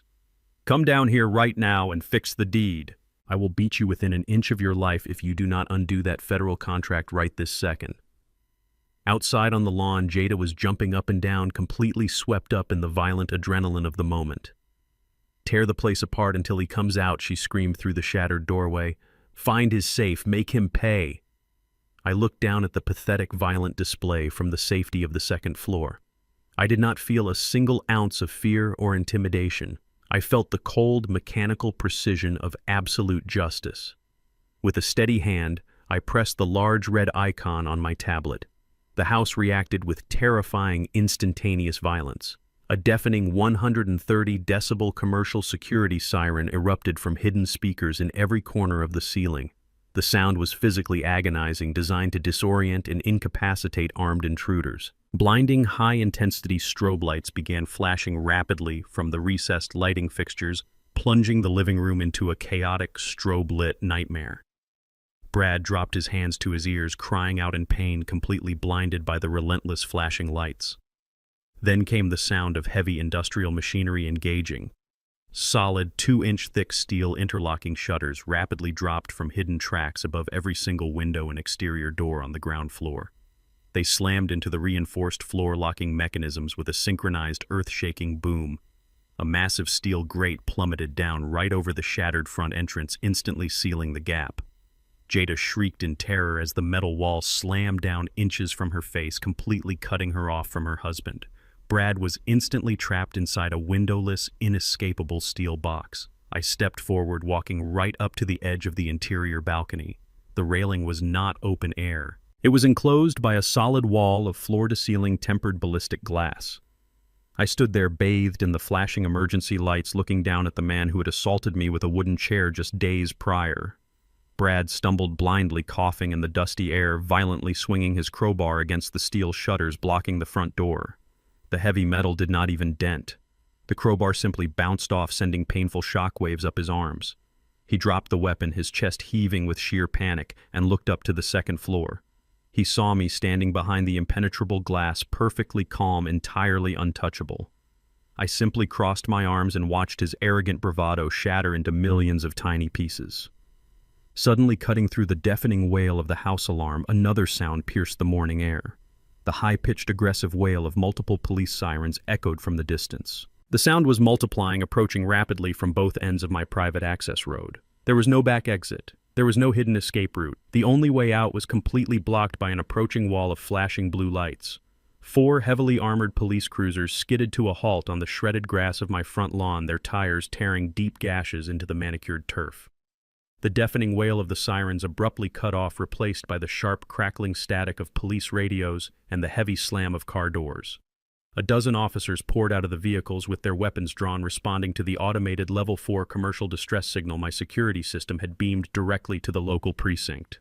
The flashing red and blue lights painted the exterior of my steel-encased home in chaotic, frantic strokes. Down on the lawn, the moment Jada saw the uniforms, her entire demeanor shifted with terrifying speed. The feral, aggressive woman who had just been screaming for her husband to tear my house apart vanished completely. In her place stood a fragile, hysterical victim. She sprinted toward the commanding officer, throwing her hands in the air and sobbing violently. She pointed a trembling finger at the massive steel grate covering the front door. "You have to help my husband," Jada shrieked, her voice cracking with perfectly manufactured terror. "My father has completely lost his mind. He is suffering from severe dementia and he lured us out here. He trapped Brad inside that metal box and he is going to kill him. Please, you have to break down that wall and save him. He is holding him hostage." The officers assessing the fortified structure and the weeping woman in expensive clothes immediately took defensive positions behind their vehicles, shouting through a megaphone for me to disengage the security locks and step outside with my hands visible. I stood behind the ballistic glass on the second floor, looking down at the daughter I had raised, and felt a cold, hollow ache settle deep inside my chest. This was the defining moment. This was the absolute, irrevocable severing of our blood tie. Any lingering, foolish hope I held that Jada was simply a misguided victim of Brad's manipulation completely dissolved into the sterile air of my fortified home. I watched her weep and gesture wildly, actively feeding armed police officers a calculated lie that could have easily resulted in my house being raided or my life being taken. I thought about the decades I had spent sacrificing my own comfort for her happiness. I remembered working double shifts in flooded municipal basements just to afford the tuition for her elite private academy. I remembered sitting in the front row of her college graduation, tears of pride in my eyes, believing I had successfully given her the tools to become a strong, honorable woman. I had given her everything, and in return, she was standing on my ruined lawn, desperately trying to frame me for a federal crime just to protect a failing, abusive con artist. The pain of watching your own flesh and blood actively plot your destruction is a unique, suffocating kind of agony. It burns through your memories and leaves nothing but ash.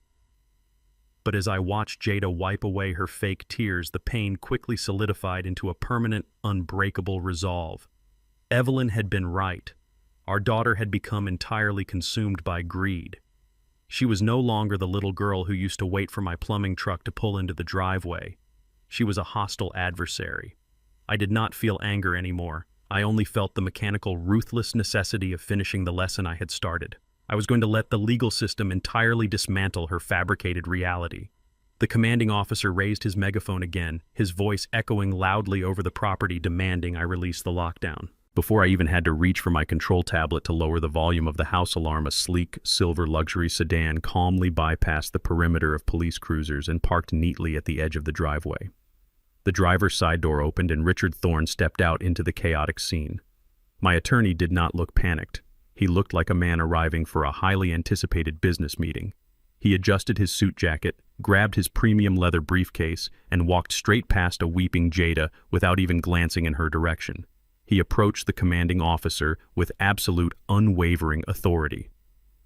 "Officer, stand your men down and lower your weapons." Richard stated, his voice carrying the sharp, unmistakable tone of a high-powered corporate lawyer who dictated terms to federal judges for a living. "There is no hostage situation occurring on this property. The man trapped inside that security vestibule is a violent intruder, and the woman crying on the lawn is his willing accomplice." The commanding officer frowned, lowering the megaphone but keeping his hand near his holster. "Who are you?" the officer demanded. Richard snapped his briefcase open and pulled out a thick, legally certified document bearing the official seal of the state of Georgia. I am Richard Thorne, Senior Legal Counsel for Mr. Leon Crawford, the sole owner of this estate. What you are currently responding to is a textbook home invasion. Richard handed the document directly to the officer. 2 days ago, a Superior Court judge reviewed high-definition security footage of that man violently assaulting my client with a wooden chair, followed by footage of him attempting to kick down my client's front door at 2 in the morning. The judge immediately granted a permanent zero-tolerance restraining order. That document explicitly forbids Bradley Hayes and Jada Hayes from coming within 500 feet of Mr. Crawford or any residential property registered under his corporate trust.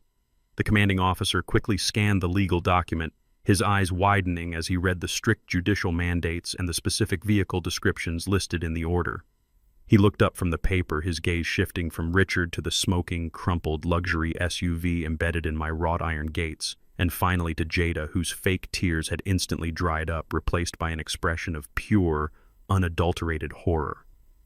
She realized the trap was completely inescapable. I watched from the balcony and pressed a single button on my tablet. The massive steel grate covering the front entrance slowly began to rise with a heavy mechanical grind. Brad immediately spilled out onto the front porch, dropping his crowbar, gasping for fresh air, and raising his hands toward the police in a desperate gesture of relief. "Thank God," Brad coughed, pointing up at my window. "Arrest that crazy old man. He locked me in there." The officers did not look up at me. They moved with swift tactical precision, grabbing Brad by both arms, spinning him around violently, and slamming him face first against the side of a police cruiser. For the second time in a single week, the cold, unforgiving steel of police handcuffs ratcheted tightly around his wrists. "You are under arrest for felony breaking and entering, malicious destruction of property, and severe violation of a permanent judicial protection order," the commanding officer barked, pressing Brad firmly against the hood of the car. "And this time there will be absolutely no bail." Richard and I followed the police convoy to the downtown Atlanta precinct. I did not ride in the back of a police cruiser. I rode in the plush passenger seat of Richard's luxury sedan, sipping a fresh bottle of sparkling water while my high-powered corporate lawyer reviewed his meticulously organized case files. The flashing blue and red lights illuminated the highway, casting a rhythmic glow over the asphalt. When we arrived at the heavily guarded station, the chief of police greeted us personally at the secure side entrance. He escorted us directly into a private soundproof observation room. The room was dark, illuminated only by the harsh fluorescent light spilling through the large one-way mirror mounted securely on the concrete wall. On the other side of that reinforced glass sat Brad. He was locked inside a stark, windowless interrogation room, his hands cuffed tightly to a heavy metal table bolted firmly to the floor. The expensive designer suit he prized so highly was completely ruined. The fabric was torn at the shoulder, violently wrinkled, and covered in thick gray dust from my steel security shutters. His arrogant venture capital persona had completely evaporated into the sterile air of the police station. He was no longer the smug, condescending financial guru who threw a solid oak chair at my head. He was a terrified, cornered animal facing the absolute destruction of his entire life. 2 seasoned detectives entered the room, dropping a massive stack of federal and state files onto the metal table with a loud, intimidating thud. They did not even have to start their formal questioning before Brad completely cracked under the immense psychological pressure.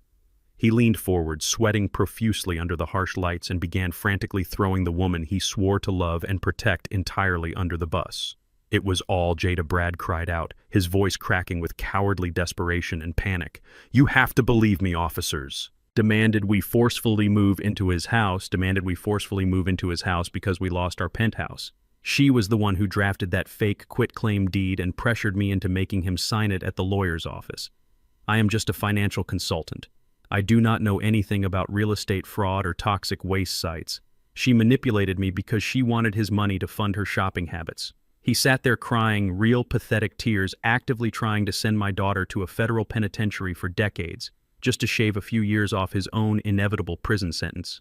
He claimed he was a helpless victim of domestic manipulation, entirely ignorant of the highly illegal actions taken against my estate. He painted himself as a naive, devoted husband who was just trying to support his greedy, vindictive wife. I stood perfectly still in the observation room, watching the sheer cowardice radiating from the man on the other side of the glass. I felt absolutely no pity for him. I only felt a deep, profound disgust. Evelyn had been right about him from the very beginning. He was a parasite who only cared about his own survival. Richard stood next to me, his arms crossed over his chest, watching the pathetic display with the detached amusement of an apex predator observing trapped prey. While Brad continued to spin his frantic web of blatant lies to the detectives, Richard calmly reached into his premium leather briefcase. He pulled out a small, heavily encrypted digital storage drive and handed it directly to the chief of police standing beside us. The chief raised an inquiring eyebrow, questioning the contents of the device. Richard did not smile. He simply instructed the chief to have his detectives play the primary audio file labeled medical fraud right in front of the suspect. That specific digital drive contained the pristine, high-fidelity audio recording I had captured just days prior when Dr. Aris visited my home. I had anticipated that Brad would inevitably attempt to lie his way out of any legal corner, so I had meticulously gathered the exact evidence needed to strip away his defenses before he even had the chance to build them. When Brad had aggressively bribed that disgraced fraudulent psychiatrist to falsify a diagnosis of severe dementia, he thought he was executing a brilliant, untraceable white-collar crime.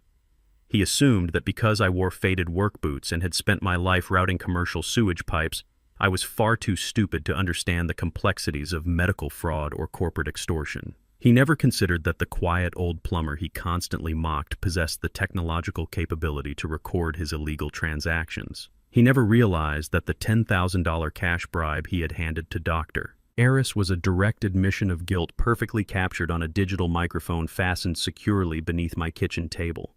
Dr. Aris had loudly and explicitly named Brad as the sole financier of the fraudulent medical competency evaluation. He had outlined the exact cash amount Brad paid him to forcefully remove me from my own home and lock me inside a psychiatric facility. The recording was not just circumstantial evidence. It was an ironclad, undeniable confession that Brad was the primary architect of the entire conspiracy. He was not a victim of his wife's manipulation. He was a ruthless, calculating criminal who had actively purchased illegal medical documents to steal an $800,000 estate and mask his catastrophic federal tax debts. Through the glass, I watched the lead detective hold a finger to his earpiece, receiving the direct order from the chief in our observation room. The detective nodded slightly, holding up a firm hand to stop Brad's frantic, blubbering monologue. He pulled a small digital media player from his pocket, plugged it into a portable speaker resting on the metal table, and pressed play. The crisp, clear audio of Dr. Aris's voice instantly filled the stark interrogation room. Brad was absolutely right, the doctor's recorded voice chuckled with arrogant satisfaction. "You are completely gone, old man. You do not even know what decade you are living in. This is going to be the easiest $10,000 I have ever made in my career." The recording echoed sharply off the concrete walls. Brad's mouth hung wide open. The color instantly drained from his face, leaving his skin a sickening pale gray. The frantic energy he had used to throw Jada under the bus completely vanished, replaced by an absolute suffocating terror. He stared at the small speaker as if it were a venomous snake preparing to strike. The detective leaned forward, resting his hands flat on the metal table, getting inches away from Brad's face. "You were saying you had absolutely no knowledge of the fraud," the detective stated, his voice dripping with heavy, unmistakable sarcasm. "Because this audio file, which was just submitted into official state evidence by Mr. Crawford's legal team, explicitly names you as the sole individual who orchestrated a $10,000 cash bribe to a corrupt medical official. We also have the bank withdrawal logs from your remaining open accounts that perfectly match the date and amount of this specific cash bribe." The detective paused, letting the crushing weight of the evidence fully settle onto Brad's trembling shoulders. "You are not a victim of your wife, Bradley. You are the architect of a massive multi-tiered extortion plot against a senior citizen. Your entire statement today is a documented lie, and you just committed perjury by providing a false sworn confession to federal investigators." Brad began to hyperventilate. He pulled frantically against the steel handcuffs, his chest heaving as the inescapable reality of his situation crashed down upon him. He had no defense. He had no high-priced lawyers left to bail him out. He had no money to bribe a judge. He was completely and utterly ruined by the very man he thought was too stupid to fight back. Brad slumped forward in his metal chair, resting his forehead against the cold table, letting out a pathetic, defeated whimper. "I will cooperate," he sobbed heavily, the remaining shreds of his dignity dissolving into the sterile air of the police station. "I will testify against her in court. I will tell you everything Jada did to help me hide the money offshore. I will sign whatever you want if you just promise to protect me from federal prison." The lead detective did not offer a comforting smile. He simply stood up straight and looked down at the broken man with utter contempt. "You do not have anything left to bargain with, Bradley," the detective said coldly. "And you should probably know that your wife is not sitting in a holding cell downstairs. We put her in the observation room right next door, and we left the intercom speaker turned all the way up. She just sat there and listened to you beg us to send her to federal prison to save your own skin." The detective picked up his files and walked toward the heavy steel door. "She is cooperating fully with the district attorney," the detective added, looking back over his shoulder. "And she requested a pen. She is signing the divorce papers right now." The fluorescent lights of the county courthouse buzzed with a dull, sterile hum, casting long shadows across the polished mahogany benches. It had been exactly 3 weeks since the violent altercation in my living room, and the preliminary hearing for the felony assault charge had finally arrived. I sat in the front row of the gallery wearing a crisp, tailored charcoal suit, waiting patiently for the proceedings to begin. When the heavy wooden side doors opened, 2 armed bailiffs escorted Brad into the courtroom. The transformation was absolute and pathetic. He was no longer wearing his custom Italian suits or flashing his expensive luxury watch. He was dressed in standard-issue oversized Orange County jail scrubs, his wrists bound together by heavy steel chains. He looked pale, gaunt, and completely stripped of his signature corporate arrogance. He shuffled to the defense table and kept his eyes firmly fixed on the floor, unable to even glance in my direction. Since all of his assets were completely frozen by the Internal Revenue Service, he could not afford the high-powered defense team he desperately needed. Instead, he was represented by a public defender who looked entirely overworked and deeply exhausted by the mountain of federal and state charges piled against his client. When the judge called the court to order, Brad's defense attorney immediately launched into a frantic, desperate attempt to minimize the severity of the crime. He paced in front of the judge, gesturing wildly, trying to paint a picture of a loving family pushed to the absolute brink by modern financial stress. "Your Honor," the defense attorney pleaded, his voice echoing in the quiet courtroom, "my client is a hard-working financial consultant who was experiencing an unprecedented amount of professional anxiety. What happened in that house was not a calculated, malicious assault. It was a highly emotional family dispute that unfortunately escalated. It was a momentary lapse in judgment." The defense attorney pointed toward me, attempting to twist the narrative to make me look like the aggressor. He argued that the injuries I sustained were minor, requiring only a few stitches, and that a wooden dining chair should not be classified as a deadly weapon under these specific domestic circumstances. He practically begged the judge to reduce the felony aggravated assault charge to a simple misdemeanor, claiming that putting a man with no prior criminal record into the state penitentiary for a family misunderstanding would be an absolute miscarriage of justice. I listened to his ridiculous, fabricated narrative without showing a single trace of emotion on my face. When the prosecutor finally called my name, I stood up slowly, adjusting my suit jacket, and walked with deliberate, measured steps toward the witness stand. I raised my right hand, placed my left hand on the Bible, and swore to tell the whole truth. I sat down in the wooden chair, resting my calloused, scarred hands on the railing. The defense attorney immediately attempted to rattle my composure. He approached the stand aggressively, asking rapid-fire leading questions designed to make me look like a difficult, uncooperative, and stubborn old man who had intentionally provoked his stressed son-in-law. He asked if I harbored deep resentment toward Brad. He asked if I had deliberately insulted his career to spark a physical confrontation. I did not raise my voice. I did not argue or let his aggressive tactics bait me into a defensive emotional response. I looked directly past the frantic lawyer and focused my gaze entirely on the judge. I spoke with the quiet, unshakable dignity of a man who had spent 40 years building commercial plumbing infrastructure through honest, grueling labor. I explained the exact sequence of events with absolute, chilling clarity. "I am a 69-year-old man," I stated, my voice echoing deeply through the silent courtroom. "I was sitting quietly in the home that I purchased and paid for with decades of manual labor. My daughter and her husband entered my house uninvited, threw their luggage onto my floor, and ordered me to vacate my own master bedroom and move into the damp basement. When I calmly refused their demand, he resorted to immediate extreme violence. I did not embellish the pain of the impact. I did not try to squeeze fake tears out of my eyes to gain the sympathy of the court. I simply stated the undeniable facts. A younger, significantly stronger man picked up a heavy, solid oak piece of furniture and launched it directly at my skull because I refused to surrender my personal property to him. My absolute composure, my steady voice, and my unwavering gaze completely overpowered the defense attorney's deceitful narrative. The lawyer physically deflated, realizing that he could not bully or confuse a man who possessed no fear and had nothing to hide. The prosecutor then stood up and addressed the judge. "Your Honor, the state would like to submit Exhibit A into the official evidentiary record," the prosecutor announced confidently. "We have the unedited high-definition security footage captured directly from Mr. Crawford's living room cameras on the exact date and time of the incident." The judge nodded, and the courtroom lights dimmed slightly as a large flat-screen television was rolled to the center of the room.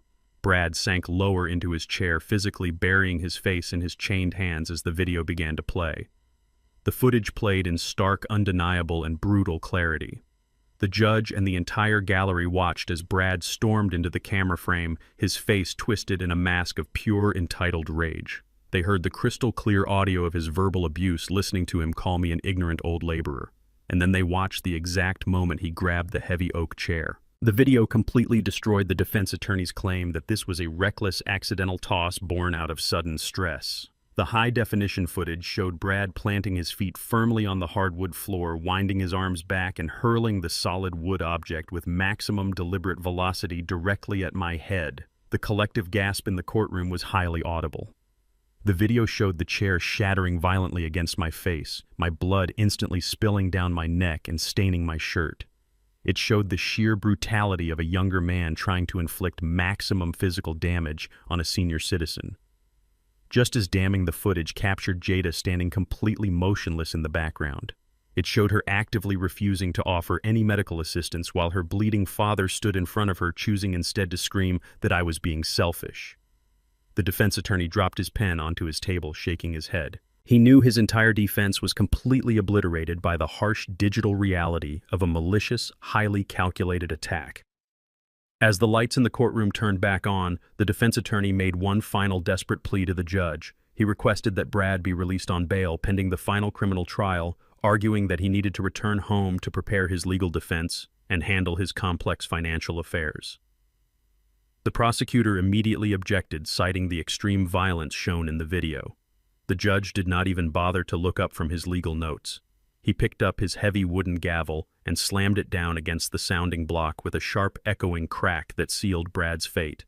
Based on the extremely violent and unprovoked nature of this assault against a senior citizen, the judge declared his voice ringing with absolute finality. And combining that with the defendant's active federal indictments involving international wire fraud, offshore shell accounts, and massive unsettled debts to the Internal Revenue Service, I deem this man an extreme flight risk and a severe danger to the community. Bail is unequivocally denied. The defendant will be remanded to county custody until the trial date. Remove him from my courtroom. The morning sun reflected brilliantly off the pristine surface of my private lake, casting a warm golden glow across the cedar deck of my estate. I was standing in my spacious kitchen pouring a fresh cup of dark roast coffee when the automated chime of my perimeter security system broke the absolute silence. I walked over to the wall-mounted control panel and pulled up the live video feed from the main entry gates. Standing on the other side of the heavy wrought iron barricade was my daughter. Jada had somehow managed to track down the heavily guarded address of my corporate trust. She did not look like the fiercely arrogant, entitled woman who had stood on my front porch just weeks prior, demanding I pack my bags for the basement. Her expensive designer clothing looked rumpled and slept in. Her hair, usually styled to absolute perfection, was pulled back in a messy, chaotic knot. Her face was pale, completely devoid of makeup, revealing deep, dark circles of profound exhaustion and panic. She pressed the intercom button repeatedly with a trembling finger, looking directly into the camera lens with wide, desperate eyes. I did not buzz her in. I put on my jacket, walked out the front door, and took a slow, deliberate walk down the long paved driveway toward the security gates. When I reached the heavy iron bars, Jada immediately dropped to her knees on the hard decorative cobblestone.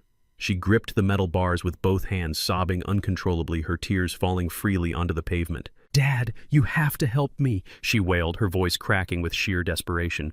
"Please, you are the only one left. The Environmental Protection Agency is destroying my life. Brad is sitting in a county jail cell without bail, and because I am still legally married to him, the federal government is coming after me for the toxic waste penalty. They slapped a $1.2 million fine on that suburban house. I do not have that kind of money.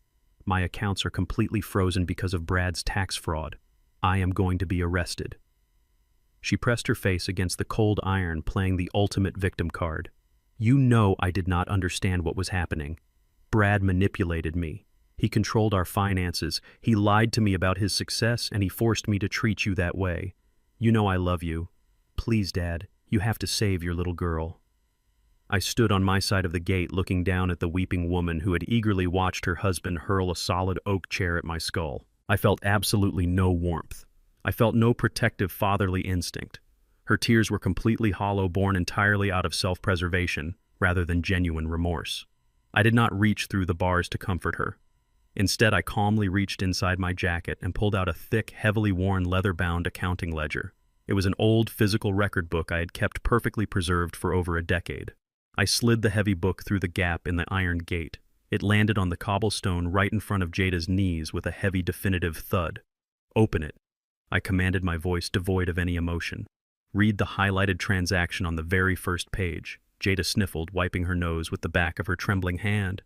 She slowly reached out, opened the worn leather cover, and looked at the faded ink. 10 years ago, Brad was a failing, incompetent junior analyst who had just been fired from his first corporate job. He was completely broke, drowning in student debt, and entirely incapable of securing a traditional business loan to start his own venture capital firm. He told Jada and everyone else who would listen that a brilliant anonymous angel investor had recognized his undeniable genius and graciously provided the $2 million seed capital required to launch his entire career. Brad built his entire arrogant white-collar identity around the myth that he was a self-made corporate prodigy. Look at the name of the holding company that issued that initial $2 million wire transfer, I instructed, watching her eyes scan the page. Jada read the corporate entity listed on the old ledger, and then her eyes slowly traced the ownership lineage mapped out in my handwriting right next to it. The color completely drained from her face. She let out a sharp, breathless gasp. That anonymous angel investor was not a Wall Street billionaire. It was a blind trust entirely funded and controlled by a blue-collar commercial plumber named Leon Crawford.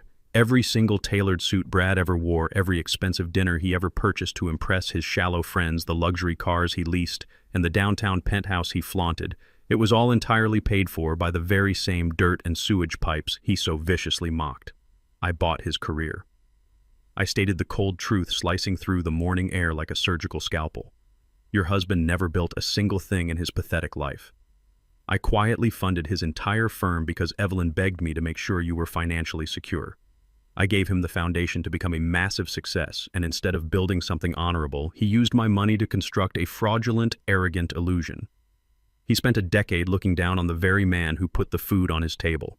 And you, Jada, you stood right beside him, completely blinded by fake wealth, actively choosing a worthless parasite over the father who sacrificed his own body to give you the world. Jada stared at the ledger, her hands shaking violently. The entire reality of her adult life had just been utterly obliterated. The absolute superiority she felt over my modest working-class lifestyle was completely exposed as a humiliating, monumental joke. She had thrown away her devoted father for a man who was literally surviving on my quiet charity. But Dad, Jada stammered, her voice barely a whisper. If you have this kind of massive wealth, if you are this powerful, then you can fix the EPA disaster right now. You can easily pay off the federal penalty. You can hire the best lawyers in the country to separate my name from Brad's criminal indictments. You can save me from going to prison. Please just wire the money. It will not even affect you. I looked down at her, maintaining absolute chilling eye contact. I could wipe out that $1.2 million environmental debt with a single snap of my fingers, I said, my voice resonating with deep, unshakable authority. I could make a single phone call to Richard Thorne and have your entire legal nightmare erased before lunchtime.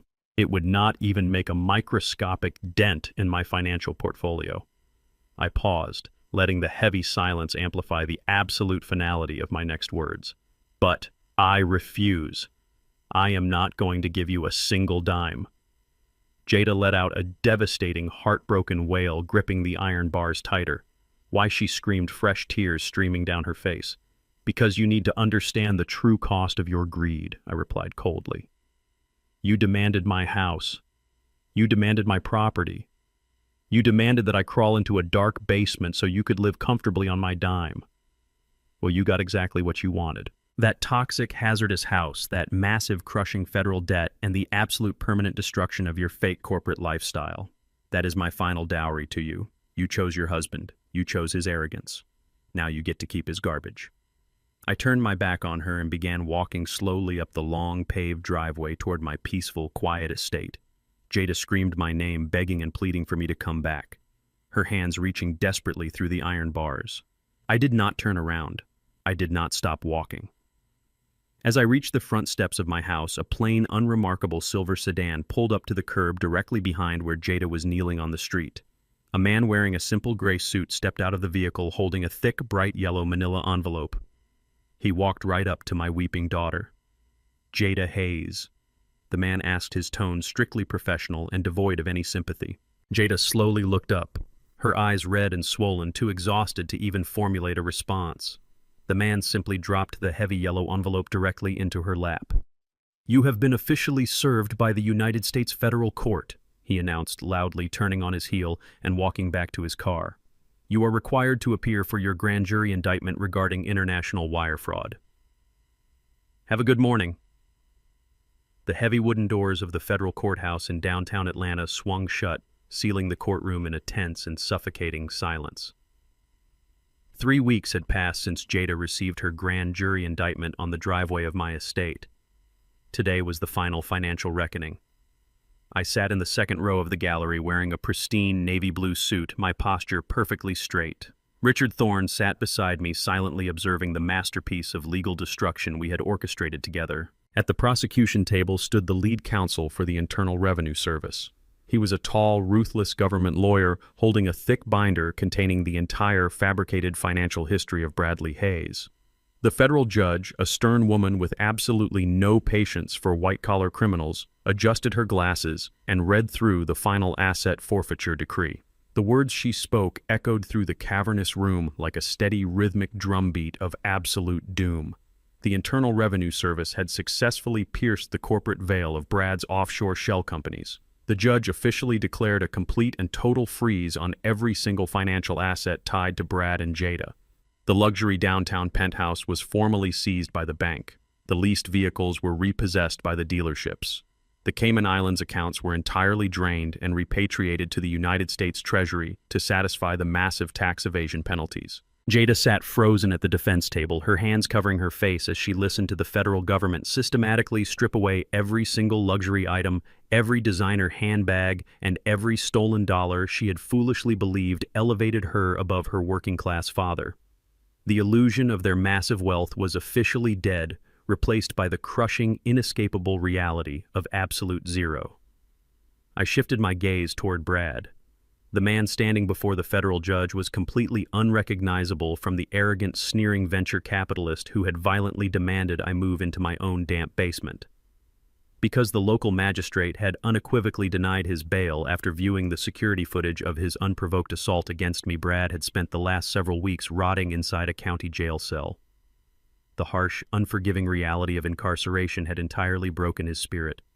He was dressed in a faded, oversized orange prison jumpsuit that swallowed his shrinking frame. His wrists and ankles were bound by heavy steel chains that clinked loudly against the polished hardwood floor every time he nervously shifted his weight. His expensive, meticulously styled haircut was now a greasy, overgrown mess. The dark circles under his eyes looked like permanent, heavy bruises. He was visibly trembling.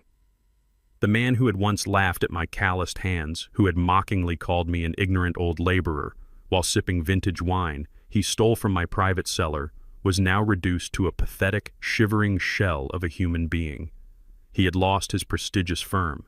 He had lost his fake reputation. He had lost the respect of his shallow corporate friends who abandoned him the exact second the federal indictments became public record.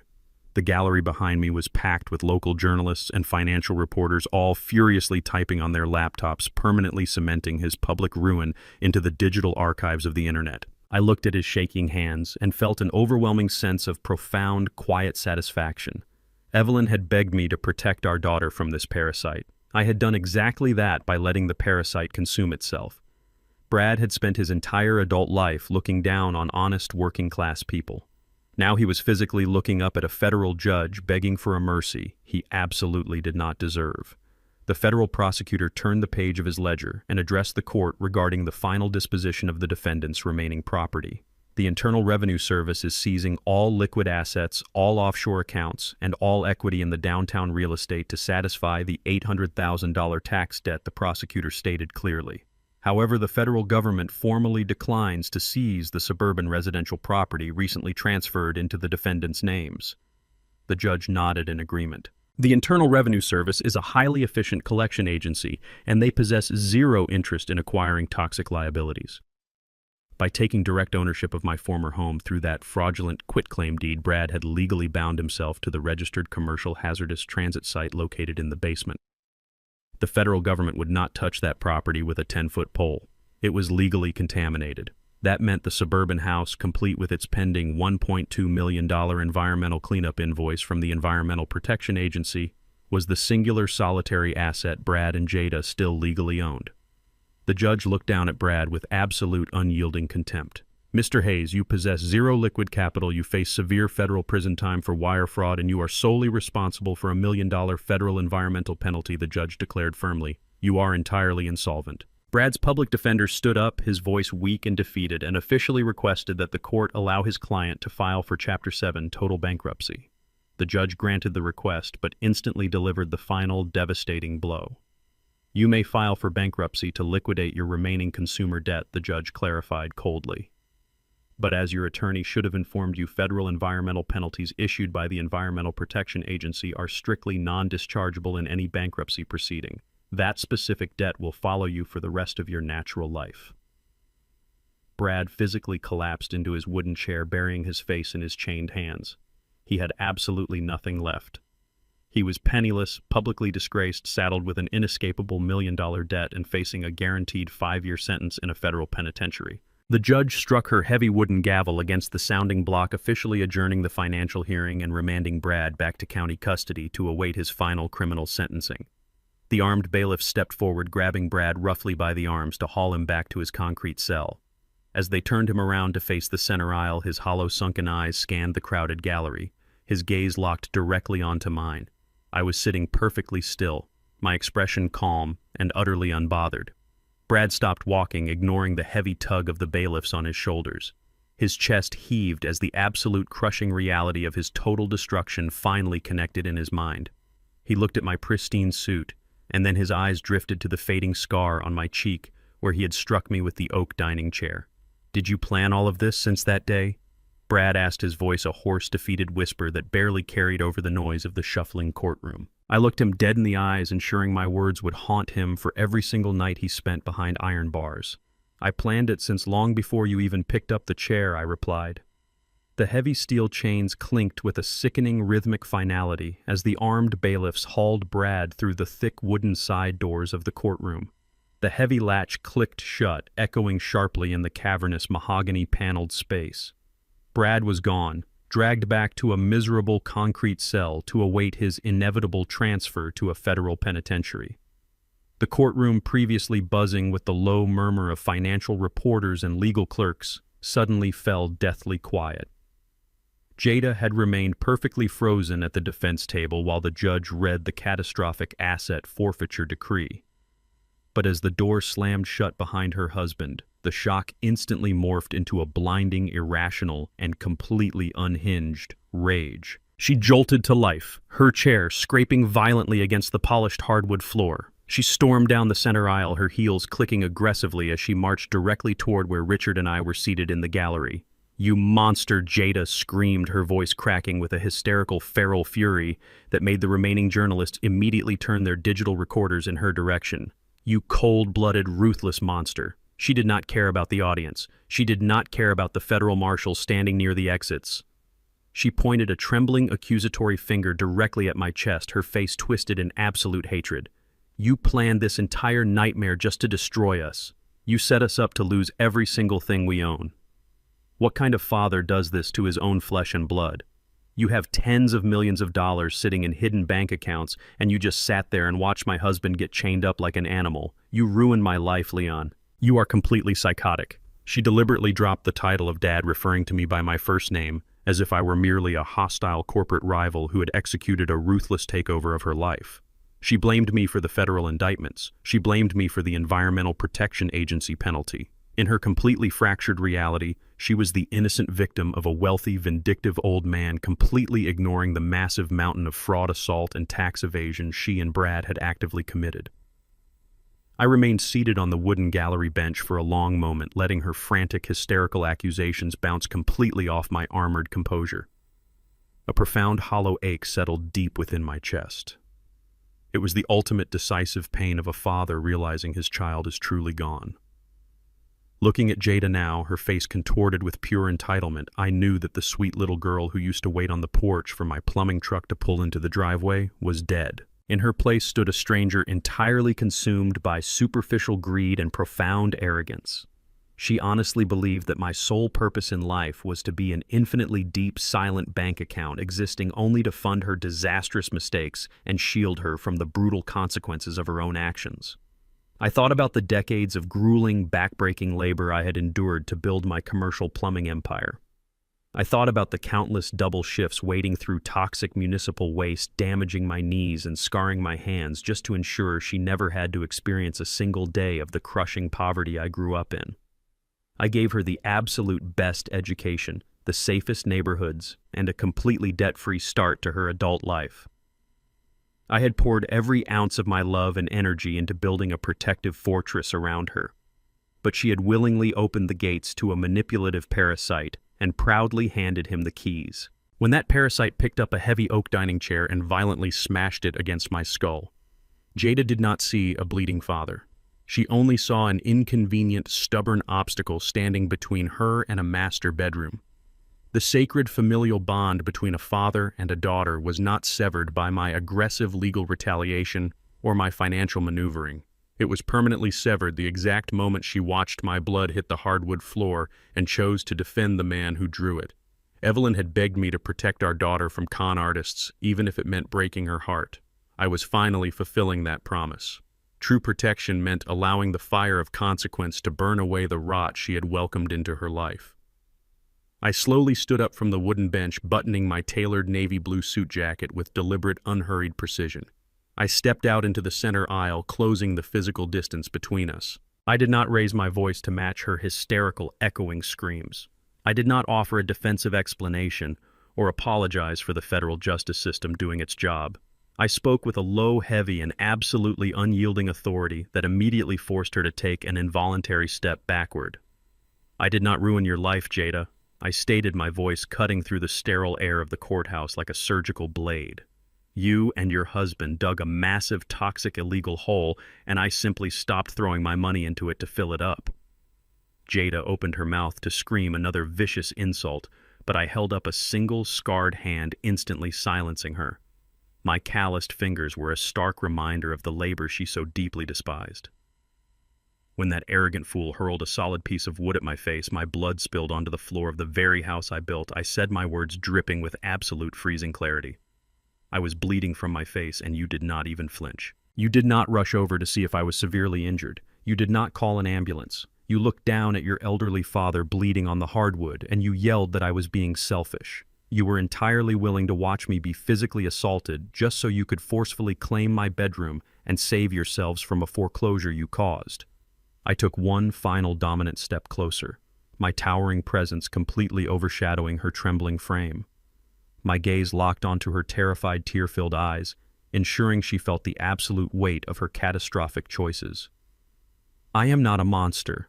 I continued delivering the final devastating verdict on our relationship. I am not cold-blooded, and I am not ruthless. I am simply closing the door that you actively and violently smashed to pieces. You chose your husband. You chose his arrogance, his fraud, and his blatant disrespect. You chose your path, Jada. Now you have to walk it entirely alone. The absolute freezing finality of my words finally fractured the fragile defensive illusion she had built around herself. The massive wall of denial shattered. The realization that she had completely exhausted her ultimate safety net, that there was no hidden trust fund coming to save her, hit her with the devastating force of a freight train. Her legs simply gave out. Her knees buckled beneath her, and she collapsed right there in the middle of the polished marble floor of the federal courthouse lobby. Her expensive designer dress crumpled around her as she dropped to the floor, letting out a devastating, breathless wail that echoed tragically up to the vaulted ceilings. She buried her face in her hands, sobbing with a deep, primal panic. There was no wealthy, arrogant husband left to catch her. There was no forgiving, endlessly generous father left to write a massive check and make the scary government agents go away. She was completely bankrupt, facing her own looming federal fraud indictments, and entirely catastrophically alone. I looked down at her shaking form for one brief silent second. I did not reach down to help her up. I did not offer a single word of comfort or a shoulder to cry on. The time for rescuing her had long since passed. I simply turned my back on her weeping form, adjusted my suit jacket, and walked alongside my attorney toward the exit. I pushed through the heavy brass doors of the federal building, stepping out into the bright, unforgiving Atlanta sunlight, and walked toward my waiting vehicle without looking back. 6 months passed. The hot, oppressive Atlanta summer surrendered to a crisp, biting autumn, mirroring the absolute cooling of my once chaotic life. The federal justice system moves with a slow, grinding certainty, completely crushing anyone foolish enough to stand in its path. Brad was currently sitting in a tiny, windowless concrete cell at a medium-security federal correctional institution in Florida. His expensive, tailored suits were permanently replaced by a rigid, scratchy khaki uniform. He was officially designated as inmate number 84720, spending his days scrubbing cafeteria trays and counting the 60 remaining months of his mandated sentence. He had lost his firm, his freedom, and his entire fraudulent identity. Jada had narrowly avoided sharing his exact fate. To escape federal prison, she had fully cooperated with the prosecutors, signing a devastating plea agreement that required her to surrender every single asset tied to her name. The bankruptcy courts and the Environmental Protection Agency systematically stripped her of everything. The luxury downtown penthouse was aggressively foreclosed upon by the bank. Her designer wardrobe, her leased luxury vehicles, and her high-limit credit cards were completely wiped from existence. She was evicted, humiliated, and left entirely destitute.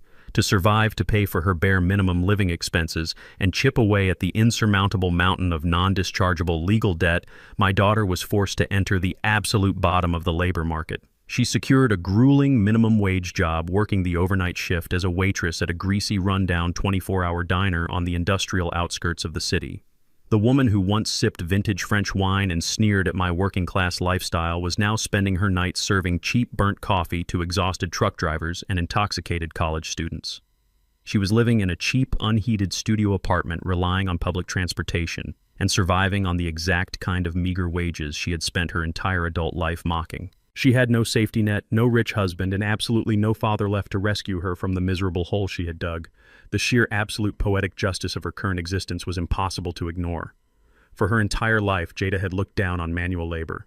She had explicitly chosen Brad because he wore Italian leather shoes and carried a sleek briefcase, actively rejecting the honorable, calloused hands that had built her a life of extreme privilege.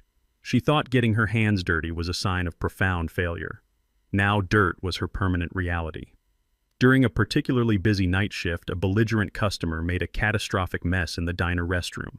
The abrasive, underpaid shift manager did not call a specialized cleaning service. He walked right up to Jada, handed her a heavily stained mop and a bucket of cheap industrial bleach, and ordered her to clean the stalls immediately if she wanted to keep her job. The woman who used to demand that I vacate my own master bedroom so she could have more closet space was now forced to kneel on a sticky, cracked linoleum floor. She had to plunge clogged toilets and scrub biological waste from porcelain bowls. Her perfectly manicured acrylic nails were completely gone, replaced by chipped, raw, and blistered fingertips. The harsh, toxic smell of cheap bleach and stale frying grease seeped permanently into her clothes and her skin. It was the exact same industrial scent I used to carry home after a grueling 14-hour shift laying commercial sewage pipes. It was the scent she used to complain about the scent she claimed embarrassed her in front of her shallow friends. Now it was her permanent perfume. She was experiencing the brutal, uncompromising reality of the working class, but without any of the honor, the corporate backing, or the immense hidden wealth I had possessed. She was completely broken, physically exhausted, and mentally drained. Every time she scrubbed a dirty floor or wiped down a sticky diner table, she had to live with the agonizing knowledge that she had actively chosen this exact fate. She had willingly traded an impenetrable fortress of family wealth for a cheap, crumbling illusion of corporate status. She had played a reckless game of greed and lost absolutely everything, left with nothing but a mop and a profound sense of ultimate regret. While Jada was spending her nights scrubbing industrial grime for pennies, I was making aggressive, highly strategic moves in the daylight. The bank that had officially seized Brad and Jada's luxury downtown penthouse finally put the distressed property up for public auction. The massive, sprawling unit was deeply underwater, burdened by multiple secondary liens and a severely damaged market reputation due to Brad's high-profile federal fraud conviction. Most legitimate buyers steered completely clear of the property, not wanting to touch an asset heavily associated with a criminal enterprise. I did not personally attend the foreclosure auction. I sat comfortably on the cedar deck of my lakefront estate while Richard Thorne attended the proceedings downtown, acting as the authorized legal representative for a highly insulated, anonymous private equity firm. That specific equity firm was entirely funded and controlled by my primary blind trust. Richard executed the bidding strategy with surgical precision. Because the property was so heavily distressed and the market interest was virtually non-existent, my trust purchased the multi-million-dollar luxury penthouse for absolute pennies on the dollar. I acquired the crown jewel of Brad's arrogant ego for a microscopic fraction of its original market value. I did not buy the penthouse to live in it, and I certainly did not buy it to preserve their memory. The very next day, I deployed my top commercial contracting crews to the site. I ordered them to violently rip out the custom Italian marble, tear down the ridiculous modern art fixtures, and completely gut the interior. We aggressively converted the space into premium, highly functional corporate lease offices. I transformed their fake, hollow symbol of superiority into a highly profitable, performing commercial asset. Every single month, the massive rental checks generated from their former luxury home are deposited directly into a high-yield community account. I took the physical manifestation of their profound greed and repurposed it to generate honest, clean revenue without them ever knowing I was the one pulling the strings behind the corporate curtain. Back at the rundown diner, the early morning sun was just beginning to peek through the grease-stained windows. Jada dragged the heavy mop bucket out of the restrooms, wiping a thick layer of toxic sweat from her forehead. Her back ached violently, and her feet were swollen from standing for 9 consecutive hours. She leaned heavily against the laminate counter to catch her breath and happened to look up at the small, staticky television mounted on the wall above the pie display. The local Atlanta morning news broadcast was airing a breaking financial philanthropy segment. The anchor was excitedly detailing a massive, unprecedented local donation. A high-definition, full-screen photograph flashed across the television. It was a crystal-clear image of me, Leon Crawford, wearing a tailored navy suit, standing proudly in front of a newly established community center. The bold, scrolling headline at the bottom of the screen read, "Anonymous commercial plumbing magnate Leon Crawford steps into public spotlight, donates $5 million in cash to support victims of domestic financial abuse." Jada stared at the screen, her eyes widening in absolute horror as the heavy serving tray slipped directly out of her raw, blistered hands and crashed violently against the dirty floor. The morning sun spilled through the massive, ballistic glass windows of my lakefront estate, casting long, warm shadows across the polished hardwood floor. I was sitting quietly in my expansive dining room, gently running my calloused fingers over the smooth, varnished wood of the chair beneath me. It was the exact same solid oak dining chair that Brad had violently hurled at my face months ago. After the police had hauled him away in handcuffs, I had gathered every single shattered piece of that wood from the floor of my old suburban home. I did not throw it away. Instead, I handed the broken pieces to a master carpenter, a man who respected the history of hard work just as much as I did. He painstakingly reconstructed the chair, carefully binding the fractured wood with industrial epoxy and sealing it with a thick protective finish. The chair was whole again, but the deep, jagged scars of the impact remained highly visible along the backrest. I traced the raised grain of the repaired wood, then slowly brought my hand up to my own face. My fingers brushed against the thick, raised scar resting permanently on my cheekbone. When Brad struck me, he intended to leave a mark of submission. He wanted me to look in the mirror every single day and remember that I was a weak, powerless old man who had been violently conquered in his own home. He failed completely. This scar was not a brand of victimhood. It was my highest medal of honor. It was the undeniable physical proof of my absolute liberation. The dull ache that occasionally flared up in the cold weather did not remind me of pain. It reminded me of the exact moment I finally woke up, the moment I stopped being a silent provider and became an unstoppable force of nature. For 40 long, grueling years, my entire existence was defined by relentless sacrifice. I woke up at 4 in the morning every single day, strapping on heavy steel-toed work boots and walking out into the freezing dark. I spent my youth crawling through flooded commercial basements, breathing in the toxic fumes of industrial solvents and destroying the cartilage in my knees to build a contracting empire from the ground up. I did it all without a single word of complaint.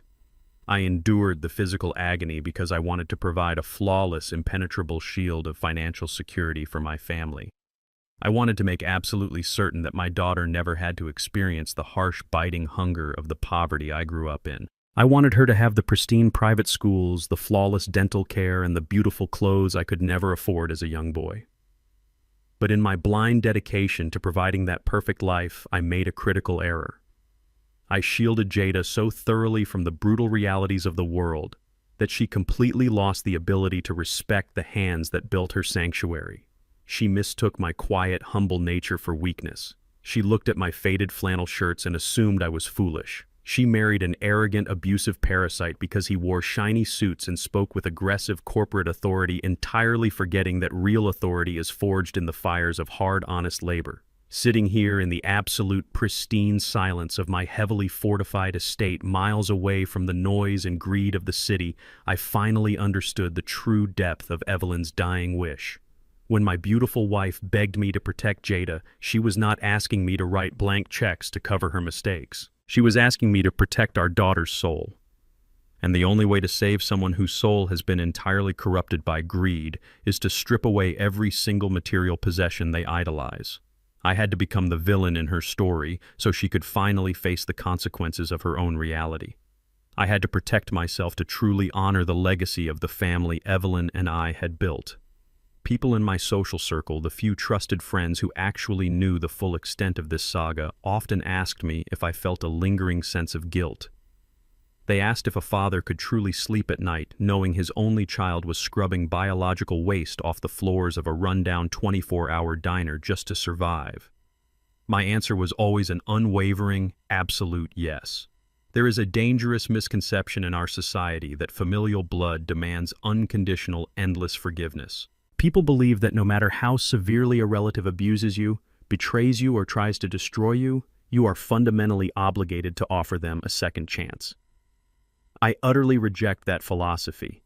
There is no cheap grace in my house. When a grown woman actively stands by and screams insults at her elderly father while he is bleeding on the hardwood floor, the social contract of family is permanently incinerated. I do not owe Jada a dramatic, tearful reunion. I will not secretly mail cash to her dingy studio apartment. Brad is exactly where he belongs, counting the days in a concrete federal prison cell, and Jada is exactly where she needs to be, learning the brutal, unforgiving value of a single dollar earned through physical pain. Meanwhile, I have completely secured my legacy. Yesterday afternoon, Richard Thorne officially finalized the restructuring of my entire financial portfolio. The impenetrable blind trusts have been permanently locked. When my time on this earth eventually comes to an end, my staggering 8-figure commercial wealth will not be inherited by a spoiled, entitled heir. Every single dime is legally mandated to be distributed to urban trade schools, providing full-ride scholarships for hardworking minority students who want to learn how to weld, build, and create honest infrastructure. My life's work will empower the next generation of builders, completely bypassing the greedy hands of those who only know how to consume. My phone vibrated softly against the polished surface of the dining table. The screen lit up with a brief encrypted text message from Richard Thorne. The final asset protection transfers are fully complete and legally binding. The message read, "No one can ever touch a single cent of your money. Enjoy the morning, Leon." I did not reply. I simply locked the screen and placed the device face down on the wood. I reached out and picked up my favorite ceramic mug, feeling the intense, comforting heat radiating against my heavily scarred palms. I took a slow, deliberate sip of the bitter black coffee, letting the robust flavor wake up my senses. I stood up from the repaired oak chair, walked across the pristine living room, and stepped out through the sliding glass doors onto the expansive cedar deck. The crisp, clean morning air filled my lungs. I walked right up to the heavy wooden railing and looked out across the perfectly flat glass-like surface of the private lake. The water mirrored the bright blue sky above, completely undisturbed and wonderfully silent. I smiled a deep, quiet, and profoundly unshakable smile. Sometimes to rebuild a house, you have to let the rot burn itself to the ground. Looking back at this entire ordeal, the greatest lesson I learned is that blind generosity can easily become the architect of entitlement. We naturally want to shield our children from the hardships we faced. However, when we provide endless financial safety nets, we accidentally strip them of the opportunity to develop resilience and basic human decency. True love does not mean financing a toxic lifestyle or accepting blatant disrespect simply because you share the same bloodline. Sometimes the most profound act of love is to completely remove your support and allow the harsh reality of the world to teach them the lessons you no longer can. If you agree that respect should never be sacrificed for toxic family loyalty, please share your thoughts in the comments below and subscribe to the channel for more stories like this.